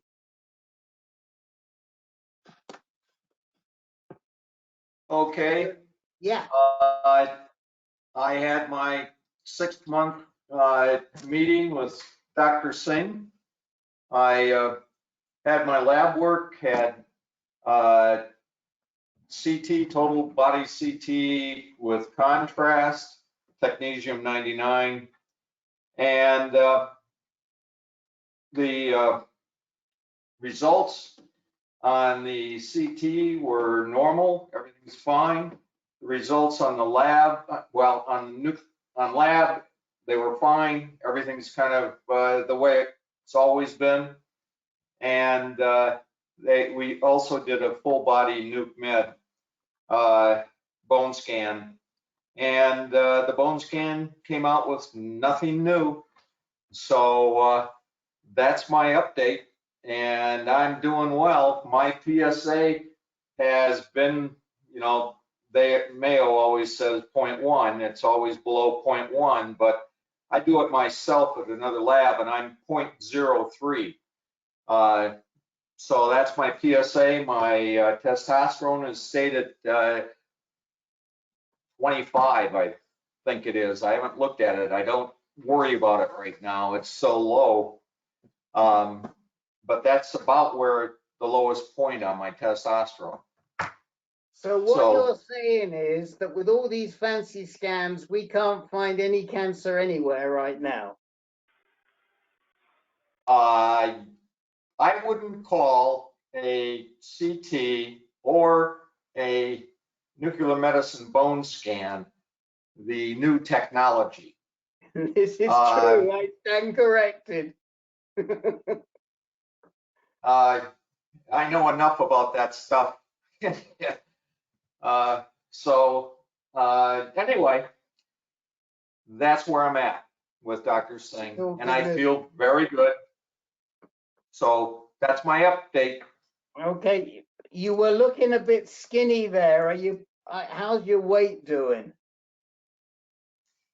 My weight, I'd love somebody to tell me how to get this visceral fat off my belly. But other than that, I mean, God, I'm exercising. I'm walking 4 miles a day. I'm doing weights, and it doesn't do a thing. So you're asking about the weight. I've really stayed. As a matter of fact, Dr. Singh kind of jabbed me. He said, "Matt, you're looking like you're gaining weight," and of course, he doesn't want me to gain weight. And I'm probably about 6 pounds more than I want to be, but that's it. So I really, I've got to drop to about I'd like to see myself about 165, and I'm 174 right now. Well, I think you're doing great. And tell that wife of yours to join the caregivers tomorrow night. We're looking forward to seeing her, okay? Well, I'll tell her. She's looking for a caregiver instead of somebody that is talking about their spouse passing away already. Well, that's caregivers tomorrow night. We split that. We don't do that anymore. Oh, really? Yeah, she knows that. I'll tell her. She knows. But let me ask you a question that John Ivory's asking a question, and I know that some of you guys on this call have experience. I want to talk about CBD. I know Ron Abbott earlier on mentioned CBD oil. Maybe it worked for him, but there's no evidence that I've ever seen that the CBD is curative, but we do know it's very palliative. And I'd like to know if anybody, and John would like to know, this is not so much for him, although I think he could use it too. A little bit of weight on those bones wouldn't hurt, but it's for his ma who has serious cancer. Has anybody found CBD to be helpful with appetite? Anybody used medical marijuana and felt and used it to help with appetite? I've used it since I got diagnosed, basically, which was in January of 2019. I'll take about 20 milligrams of medical marijuana, which is a combination of CBD and THC. Has it helped me? Well, when I was going through the initial treatment, I was probably taking between 100 and 150 milligrams a day. And it helped me through that whole year. And to this day, I still take about 20 milligrams of medical marijuana every day. And if nothing else, it doesn't affect my appetite. So I can't say that it makes me want to eat more. Although I've heard that all along, that you get the munchies, but I haven't. So I can tell you that it helps with your mental state, as long as you're not taking too much of it. And it also helps with, I think it helped me with hot flashes. It definitely helps with pain, at least for me. But every individual, I think, probably reacts a little differently to the cannabinoids. Right. So that's just my experience. Anybody else have any experience using CBD? Yes, Howard Hertz. I've been taking CBDs under the direction of a doctor in Marin County for the last couple of years, and I'm taking about 100 milligrams of CBD. And his experience is clinical experience, not research experience, is that it has helped his patients who have cancer in many respects. It's very hard for me to tell if it's had any effect because I'm also doing substantial amounts of powdered turkey tail mushroom and other things. But as far as weight goes, I don't think CBDs have affected my appetite. In fact, my appetite, I started taking metformin about, a year and a half ago, and my appetite has just sunk.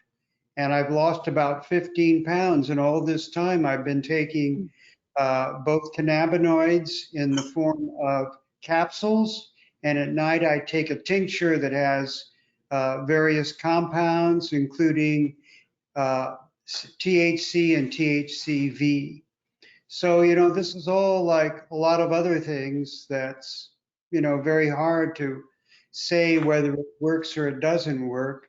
But my sense is that it certainly hasn't resulted in my gaining any weight. Okay, anyone else want to contribute on this one before we move on? Yeah, one thing. I take CBD oil when I go to bed at night, and it's definitely been a good sleep aid for me. I think I used to have a lot of experience in the past with marijuana before it became, so available in oils and things in my younger days. But I always noticed that the appetite stimulation was a totally individual thing. Some people just got to start eating right away when they use marijuana, and some people it doesn't affect them that way at all. So it is for all the other effects of marijuana. So I think it's a really heterogeneous drug when it comes to to effects, period.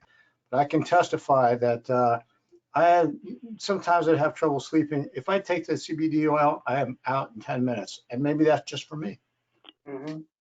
No, Jimmy, I can second that. I am out in no time whatsoever. It's I amazing. have the same experience as was just reported. You know, I just go to sleep almost immediately. Beautiful thing. So I do want to encourage any of you who have not yet listened to Donald Abrams's webinar to listen to it. And also, Donald Abrams, we have a recording of Donald Abrams and a panel on medical marijuana on our website. If you search for Abrams, it'll come up. Right. And that might be also helpful to listen to around this discussion. He's probably one of the foremost experts in terms of palliative use of CBD, of medical marijuana, I should say, not just CBD, but medical marijuana. So, and Len has posted about the Marinol, which is I think it's an artificial man-made cannabinoid, but I'm not sure about that. Yeah, it's a synthetic THC, Rick. Yeah, synthetic. Thank you. That was the word.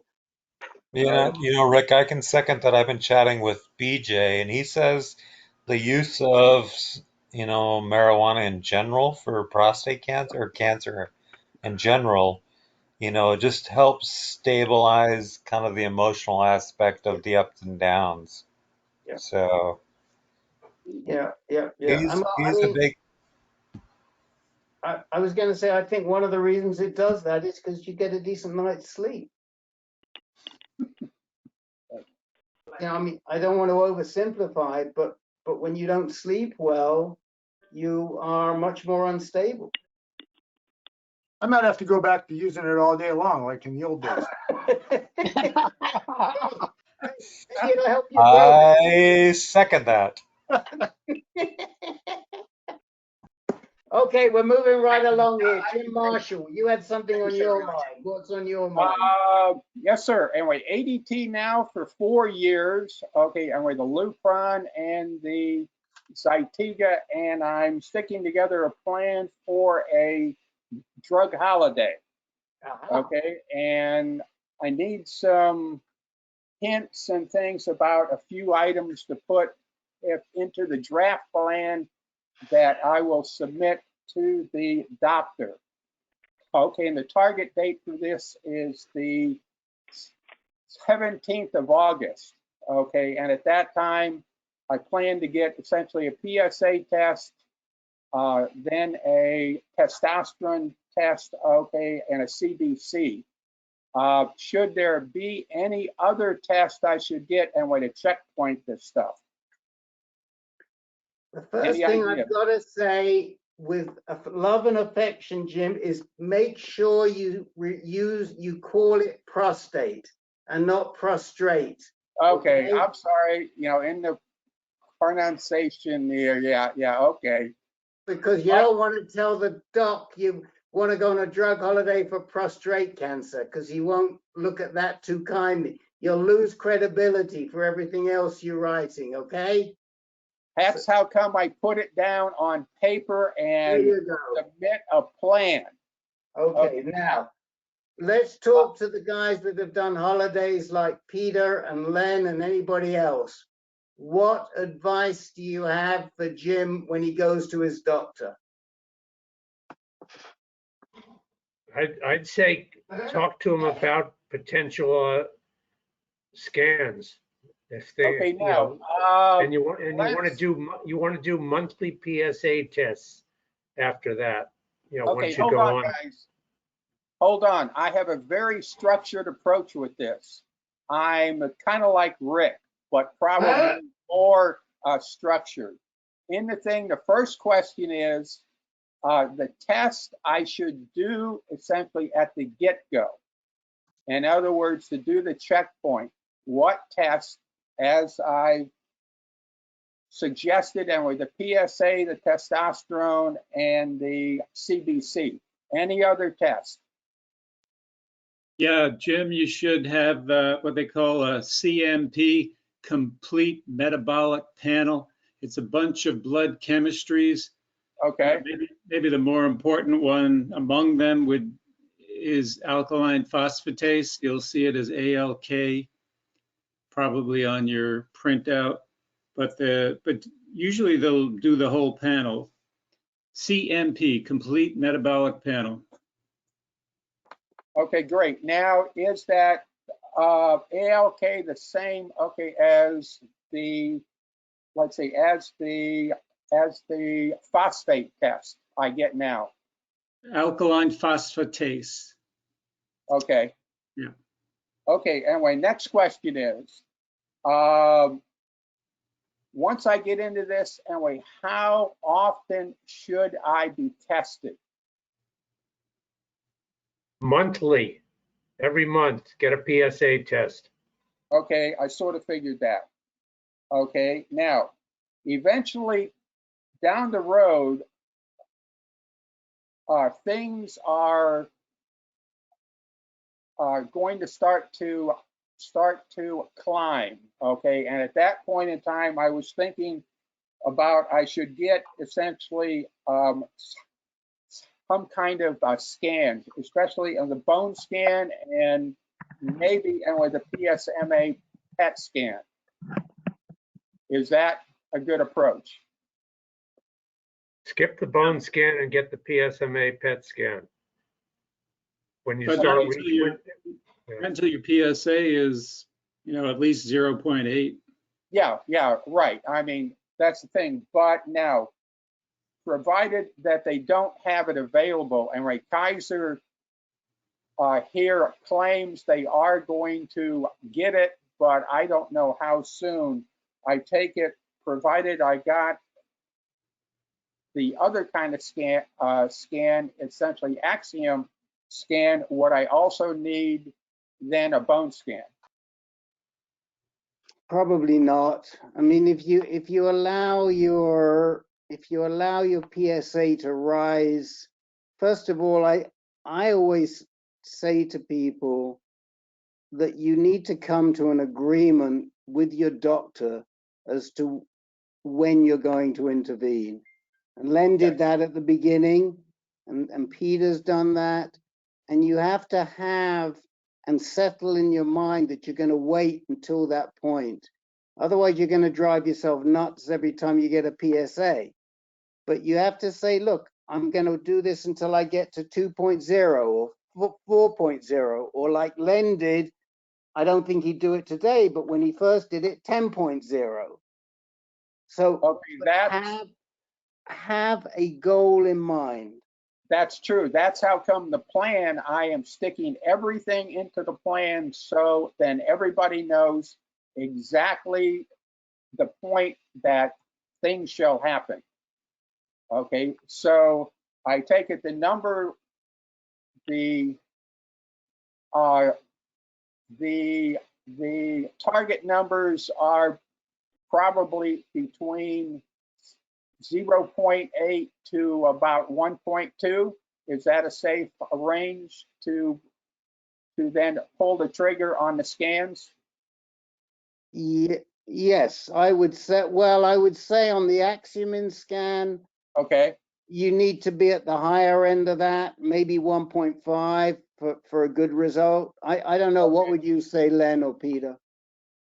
I agree. If it's Axumin, then you want to be probably 1.5 or higher. If okay, 1.5 to 2?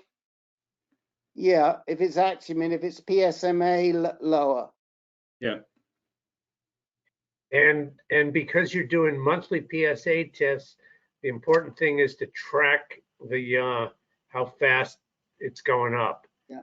Look at the doubling time. That's just as important, if not more important, to the absolute number.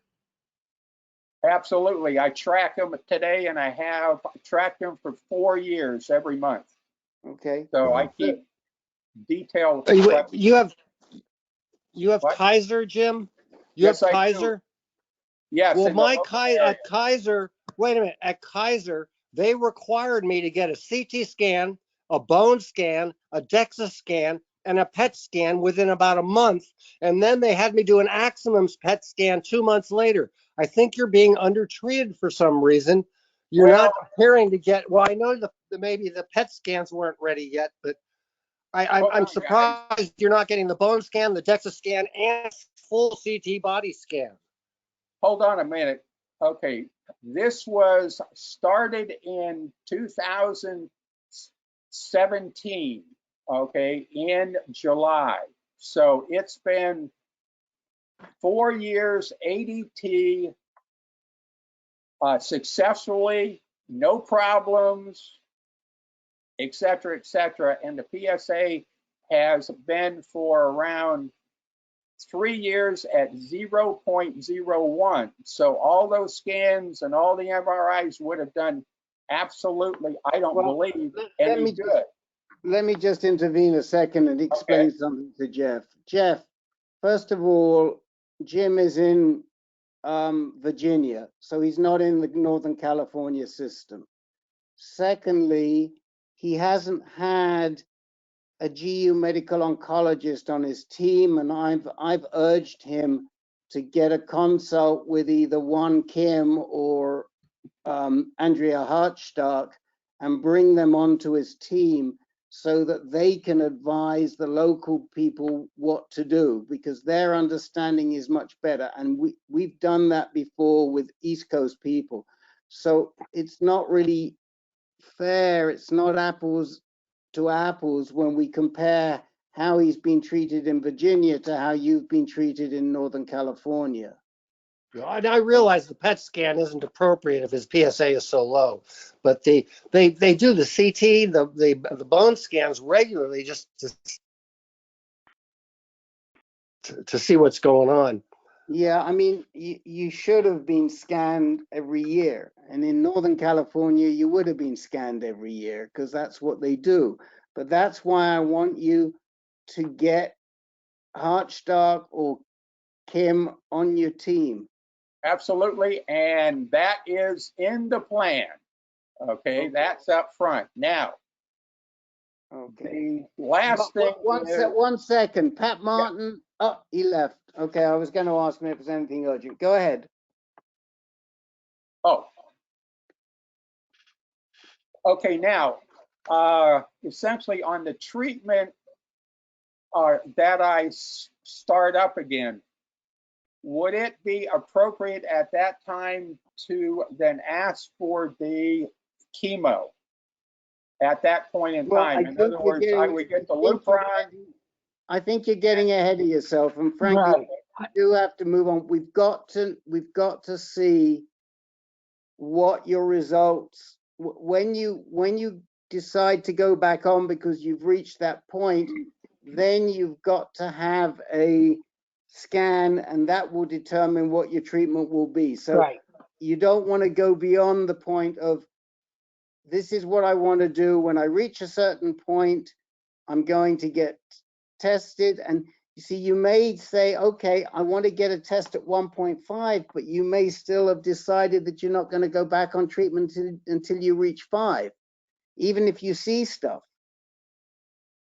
Just because you get the scan and because you see Mets, you may say, okay, I'm willing to live with this for another few months, and then I'll go back on.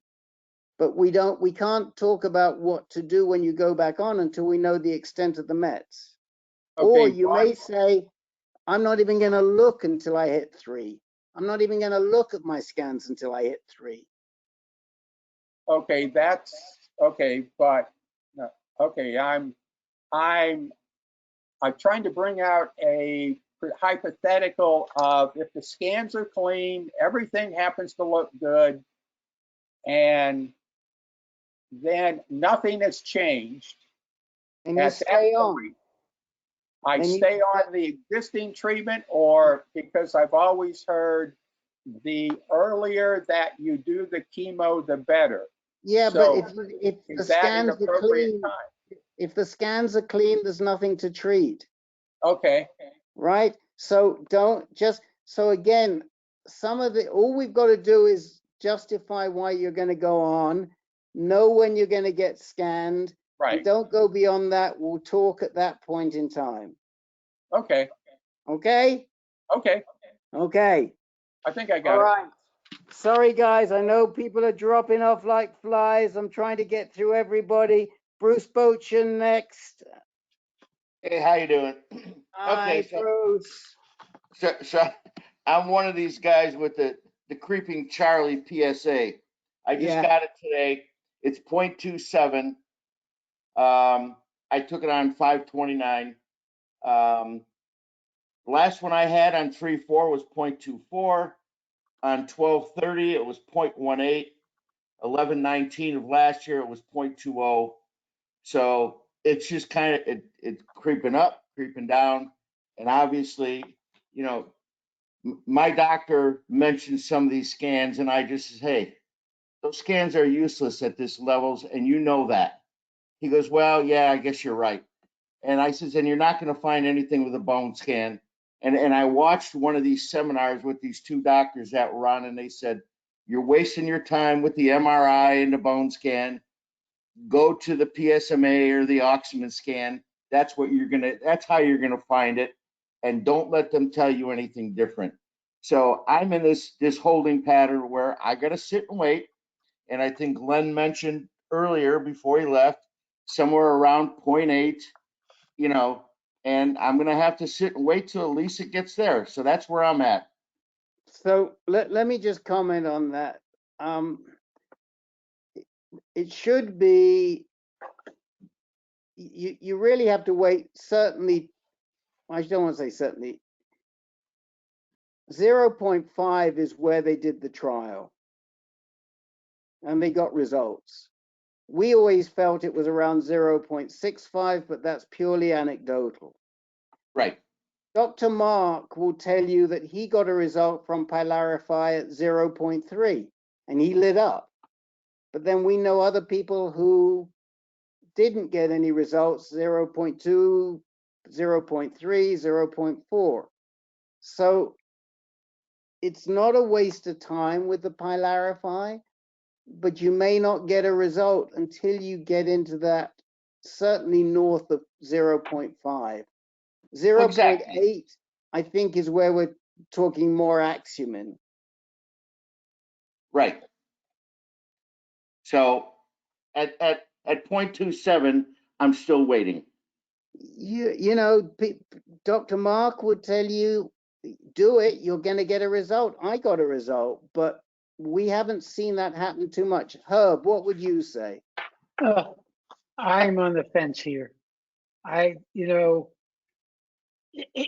reason it's iffy, it probably depends on where the signal's coming from. So if you have a very focused lesion and it's all in one place, it's going to pick it up even if the total is low. But if it's diffuse, then no one place is going to give a big signal. And I think that's really the reason that some people can get a signal and others can't. It depends on localization. But my inclination is to say I would wait, because you're not going to do treatment anyway based on this. Right. Until it goes up some more. So I would say you're better off waiting until you can get a definitive answer. That's probably what I'm going to do. You know, and the fact that in those 4 tests, I'm not doubling, and in the one case, it actually dropped below 0.2. Right. All right, I'm done. Anybody else want to say anything to Bruce on this issue? It's another very tricky one.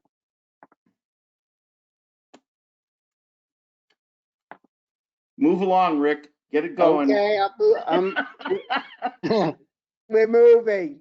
Les, you're smiling there and you had an update. Your update. Okay, well, a quick one. I had been on Eligard. It was on a drug holiday for about 1.5 years. Went back on Eligard in 1st of December, and it dropped my PSA down to 0.1 and has been there ever since until the last reading about 12 days ago when it's jumped up to 0.4. So I think my relief is over. 2 points does not make a definitive line, but it amounts to about a doubling time of 3 weeks. So I suspect if it keeps on that rate, we're going to see a higher number shortly. So you're on Eligard right now? Yes. You are, but we haven't added anything, and frankly, we don't really know where the disease is because they told you you're an ED, right? They told me what? You were NED, no evidence of disease. Yes, correct. But your PSA's going up now. I mean, at some point, you got to get an Axumin or a PSMA. You know, I mean, these continued C11s in Mayo are not doing the job. Well, it has worked for, I've been on this now for about 8.5 years, and so far it's been working. That's why this time it sounds like things have gone awry, that the PSA or the C11 choline has done its trick so far, but apparently it didn't catch everything. Either that or all of a sudden the Eligard doesn't do anything anymore. Yeah, but we don't know. They could have been there, but they never added a second line anti-androgen. They never, and we never saw anything because it wasn't fine enough. And your PSA didn't get up high enough. So, I mean, frankly, we've got to allow your PSA to rise, whether that means holding up on the Eligard and getting up to a decent level and then getting a state-of-the-art scan and finding out exactly what you need. I mean, Dr. Morgans thinks a second-line anti-androgen should be added. You probably do need a second-line anti-androgen, and you really do need scanning. And if your PSA gets up to even on ADT, if your PSA gets up to a slightly higher level, then it's going to be evident. So let me throw a monkey wrench in, Rick, which is, let's say it continues to go up for less on just Lupron. The immediate thing is to add in a second line anti-androgen, irrespective of what a scan will show. Yeah, well, that was that's what the doctor's plan had been when we started this. I mean, it seems to me like, here's a case where the information is not going to affect the treatment.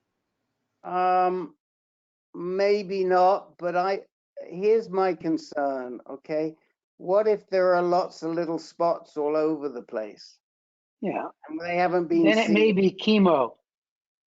Right. So that's what we want to know where it is, because he hasn't had a decent scan. And I would agree with you if he had a scan a year ago and now this is what we're seeing. But we don't have the base of information. And yes, you almost certainly need a second line anti-androgen, Les, but we don't know exactly if that's it. If you didn't want to bother and just said, okay, I'll just go with the second line anti-androgen, it wouldn't be a bad issue. But if it were me, I think I'd want to know where it is at this point. Yeah. But I definitely think that, you're ready for a second line anti-androgen. I mean, Dr. A thought you were back in April. Yeah, although frankly, if we don't know where your disease is, we could justify that you're non-metastatic, you're hormone resistant, you could get darolutamide. And that's what I would be asking for right now is darolutamide. Yes, well, that was my approach that I had addressed that to Len, and I'm in the process of getting more information from him about that. That's what I was going to propose. I mean, you know, you are in the sweet spot for darolutamide, not before you get that scan and get it and keep taking it, and then you got it.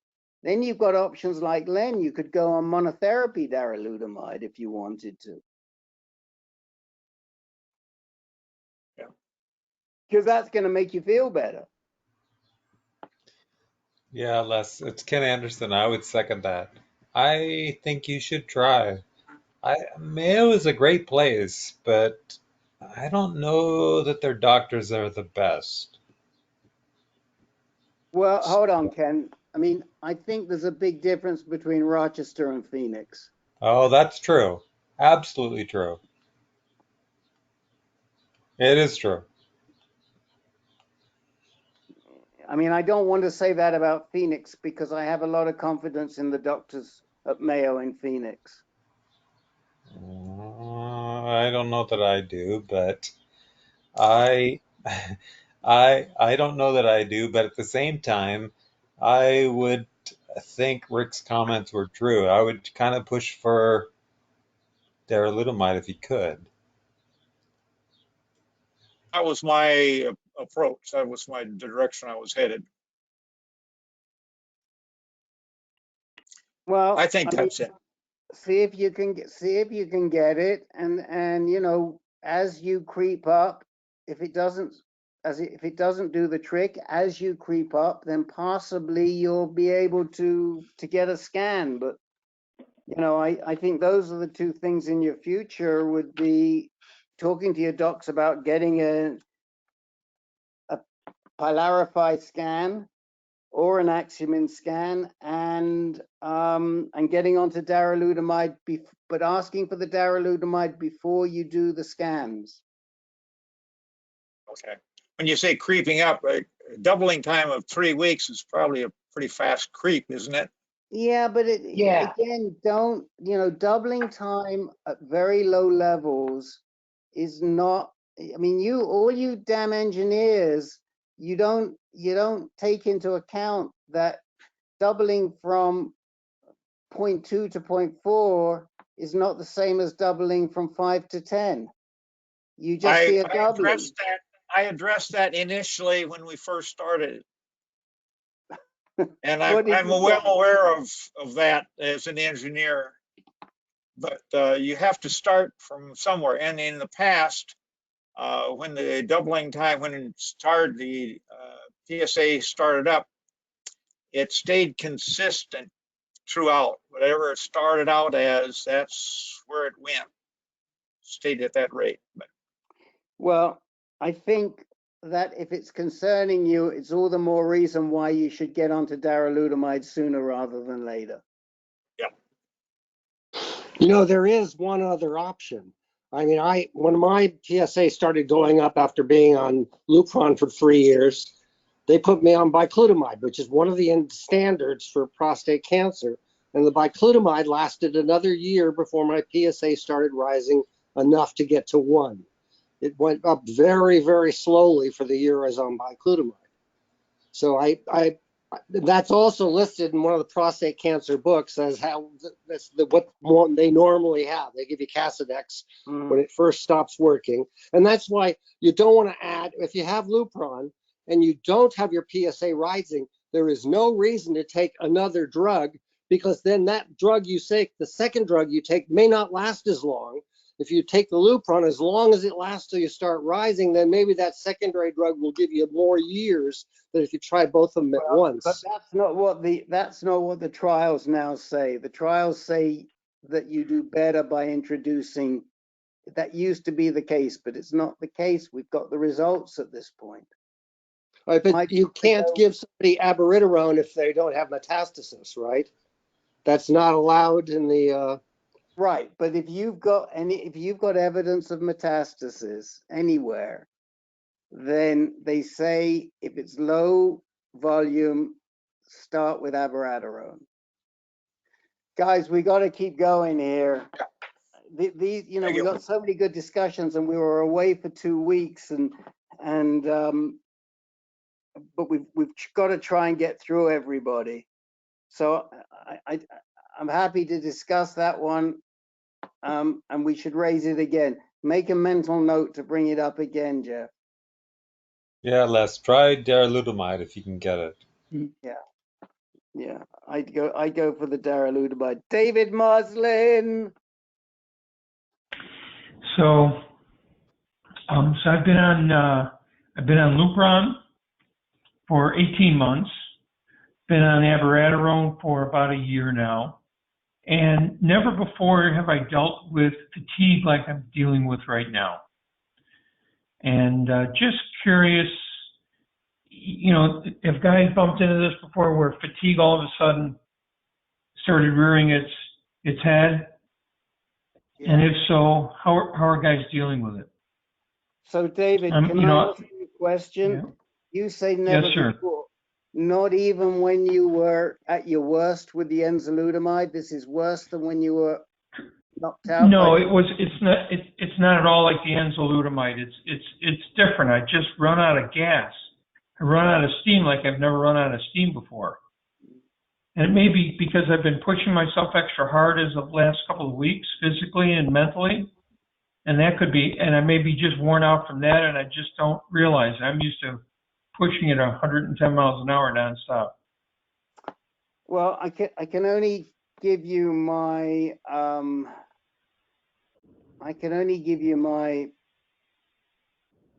experience, which was that it really started, the Lupron really, and I was only on Lupron, but it really started to whack me around 15 months, 18 months. I mean, it really got to me.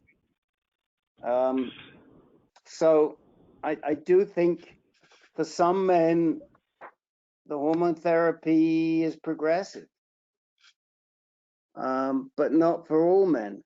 I mean, you know, you take men like Dennis Correa or who else said to me this week they were handling it really well?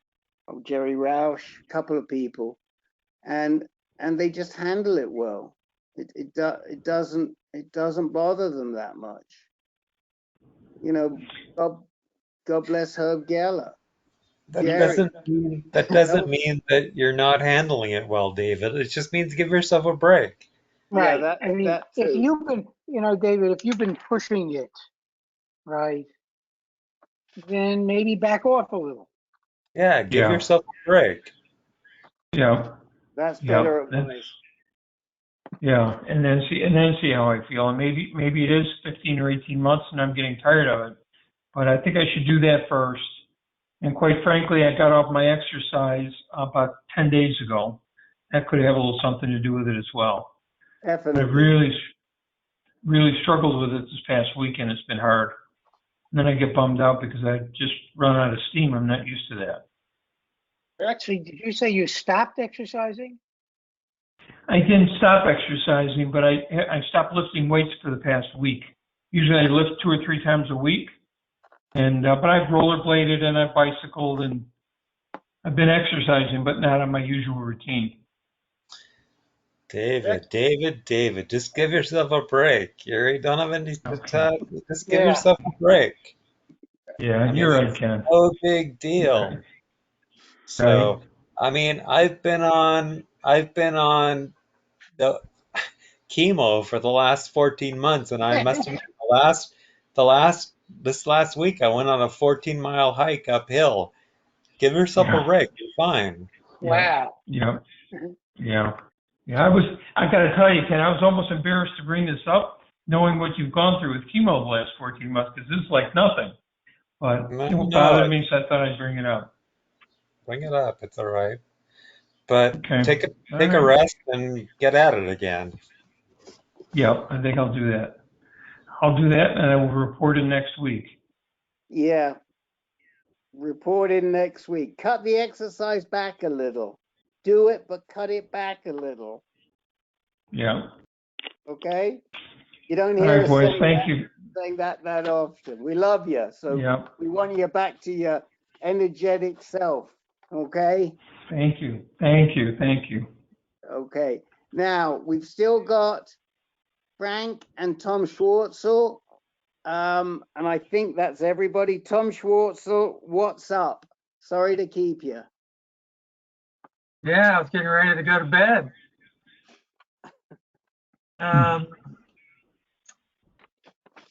I've had right now I'm between visits, doctor's visits. I had one back in May and got one in August.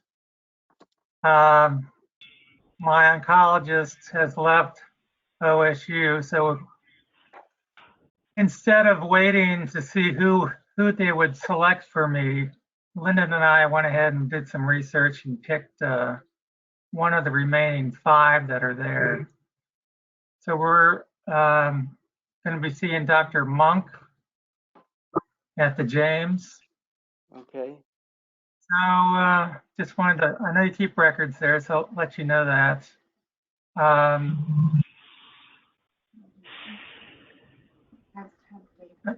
Yeah, I don't know if you've heard anything about Dr. Monk at Ohio State. I have not, but yeah, we got to talk to Frank Pavish as well. Frank, who's the guy you see? Begins with an A. Mortazavi. Oh, that Mortazavi, right? Okay. And you was it Dr. Parak you were seeing before?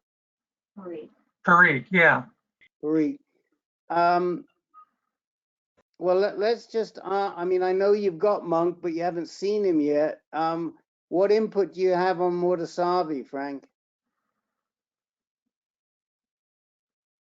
He's been great for me. He's accepted all of the input from ANCAN and hasn't resisted it, has accepted it, has explained further explanations, and has been very aggressive with me. And the best thing is that his treatment has been successful.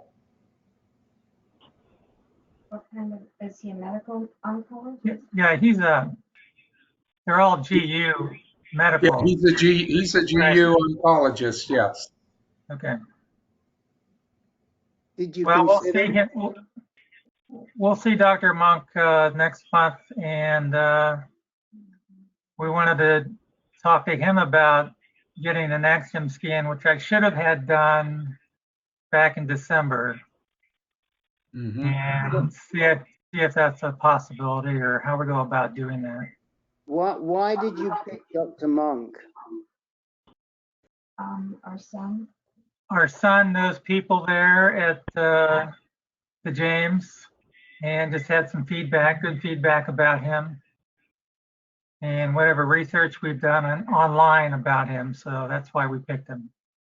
Did you consider Mortazavi? I don't know if he was, I didn't think we saw him on the list. No.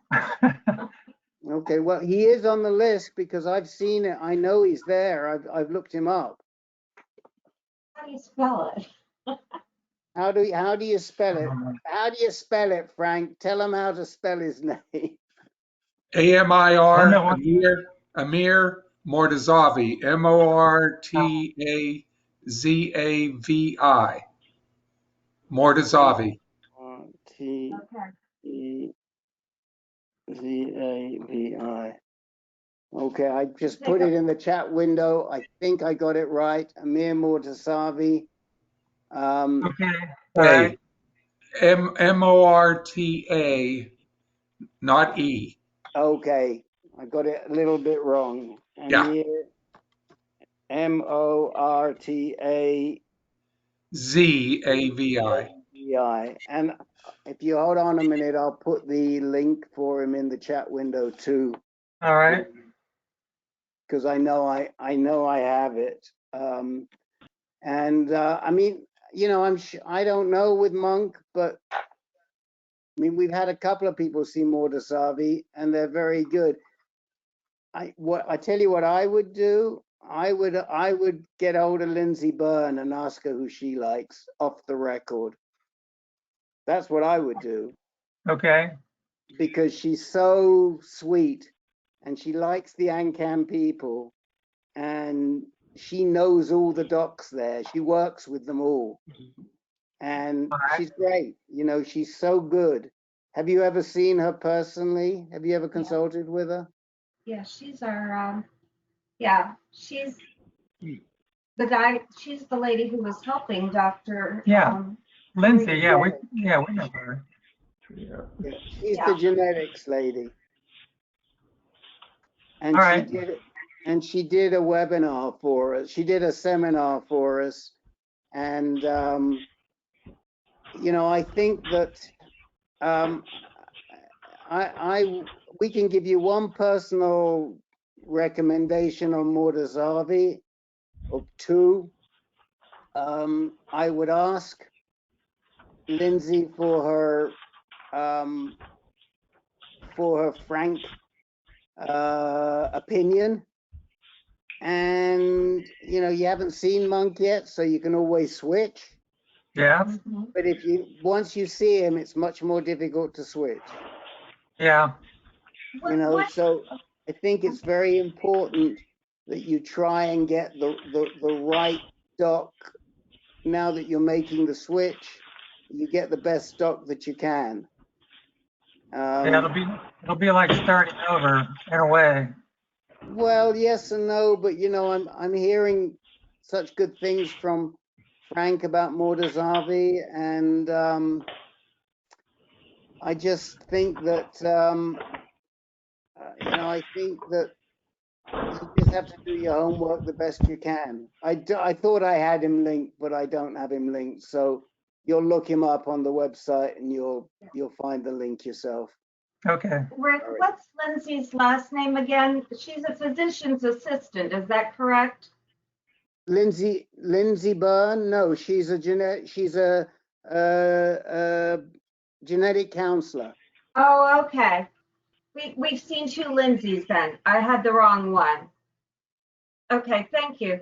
Lindsay Byrne is a genetic counselor, and she knows us very well.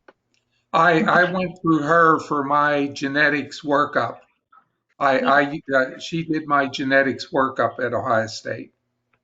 And thank you, George, for putting the link in the chat window.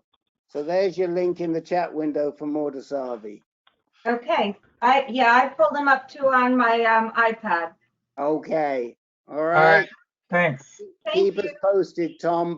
And like I say, Frank's available to talk to you. We're all here. We just want to make sure you make the right decision. Okay, thank you. Thank you. Okay. Mr. Fabish, your turn. We need to listen to Frank.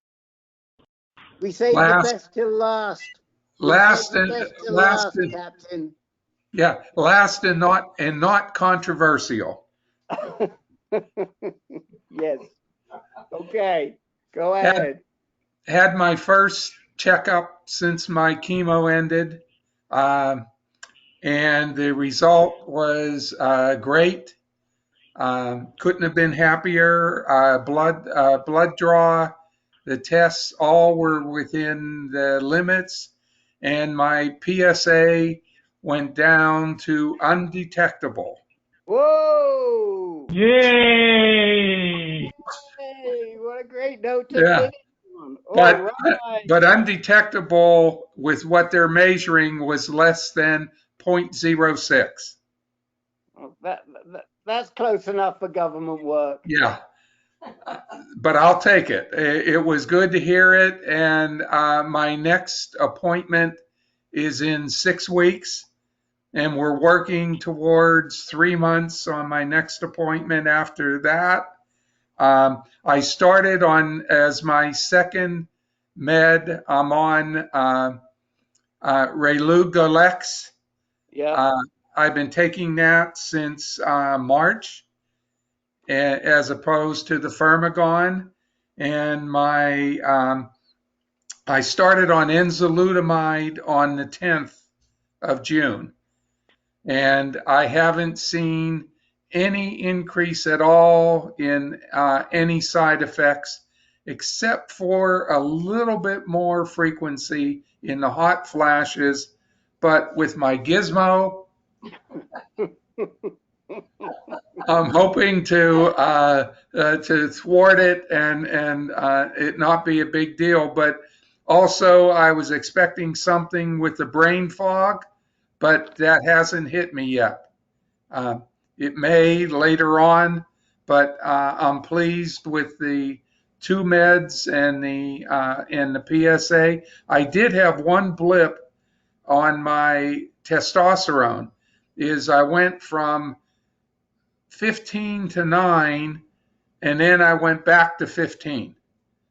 Not a big deal, but it was a little flip on that. But with the PSA dropping down to below 0.06, my doc didn't think it was a big deal, and I don't either. Okay, well, look, the thing with testosterone is even at the low levels, it's erratic. So, it's not a reliable test. It's in the region. So when at those levels, it moves up a little, it moves down a little. I wouldn't worry. I never knew what my testosterone was because they always told me it was less than 50. In those days, that's all they measured, less than 50. I don't know how low it got. So, I think that there you're doing fine. I love the fact that your PSA is down to 0.06. Yeah. I just want to say to you that I could not have said close enough for government work if Herb was still on the call, but he left 5 minutes ago. So I feel okay saying that now, and I hope he doesn't listen to the recording. Excuse me, Rick, I was a government worker, but I retired. Okay, well, Herbs hasn't retired yet, and he's on our board, so I got to be careful what I say when he's on the line, But it's all good. It's all good. And how are you feeling in yourself, Frank? Each day, each week is getting better. As I've said to anybody that'll listen, I'm feeling more and more like a human, both in taste and side effects. I only have a few small side effects still holding on, mainly in the eyes and the tears. You tend to the eyes tend to leak more in the nose, but those are minor, and I expect they're going to fall off. I did have, which I didn't have until the last month, problems with my fingernails. They just started to appear, and about 4 of them started to peel up, and I knew that as I read about it, that was one of the side effects that it could affect your nails. Hair's starting to grow back in. In fact, when I was at the barber the other week, I had him shave off use the clippers to clip off the scraggly look that I had, and hoping that it would come back in strong. And it's starting to get there. If you've seen, he was wearing his baseball cap tonight, but if you've seen Peter's head of hair, it's unbelievable. Yes. It's unbelievable. I mean, he looks like a beetle again. Yeah. So we are we're very, very happy for you. Dan, I just turned on my camera so you can see my head of hair. Yeah. But wait till he finishes after 20. Wait, that shine. I can barely see. There's no hair there. But it's no big deal. All right. listen, guys, I'm sorry. Look, we knew it was tough. 3 people, tough start. But I think we got around everybody, and we haven't had a meeting for 2 weeks. So I knew that there was going to be a lot of people. And thank you all for hanging in, especially you troopers right to the end.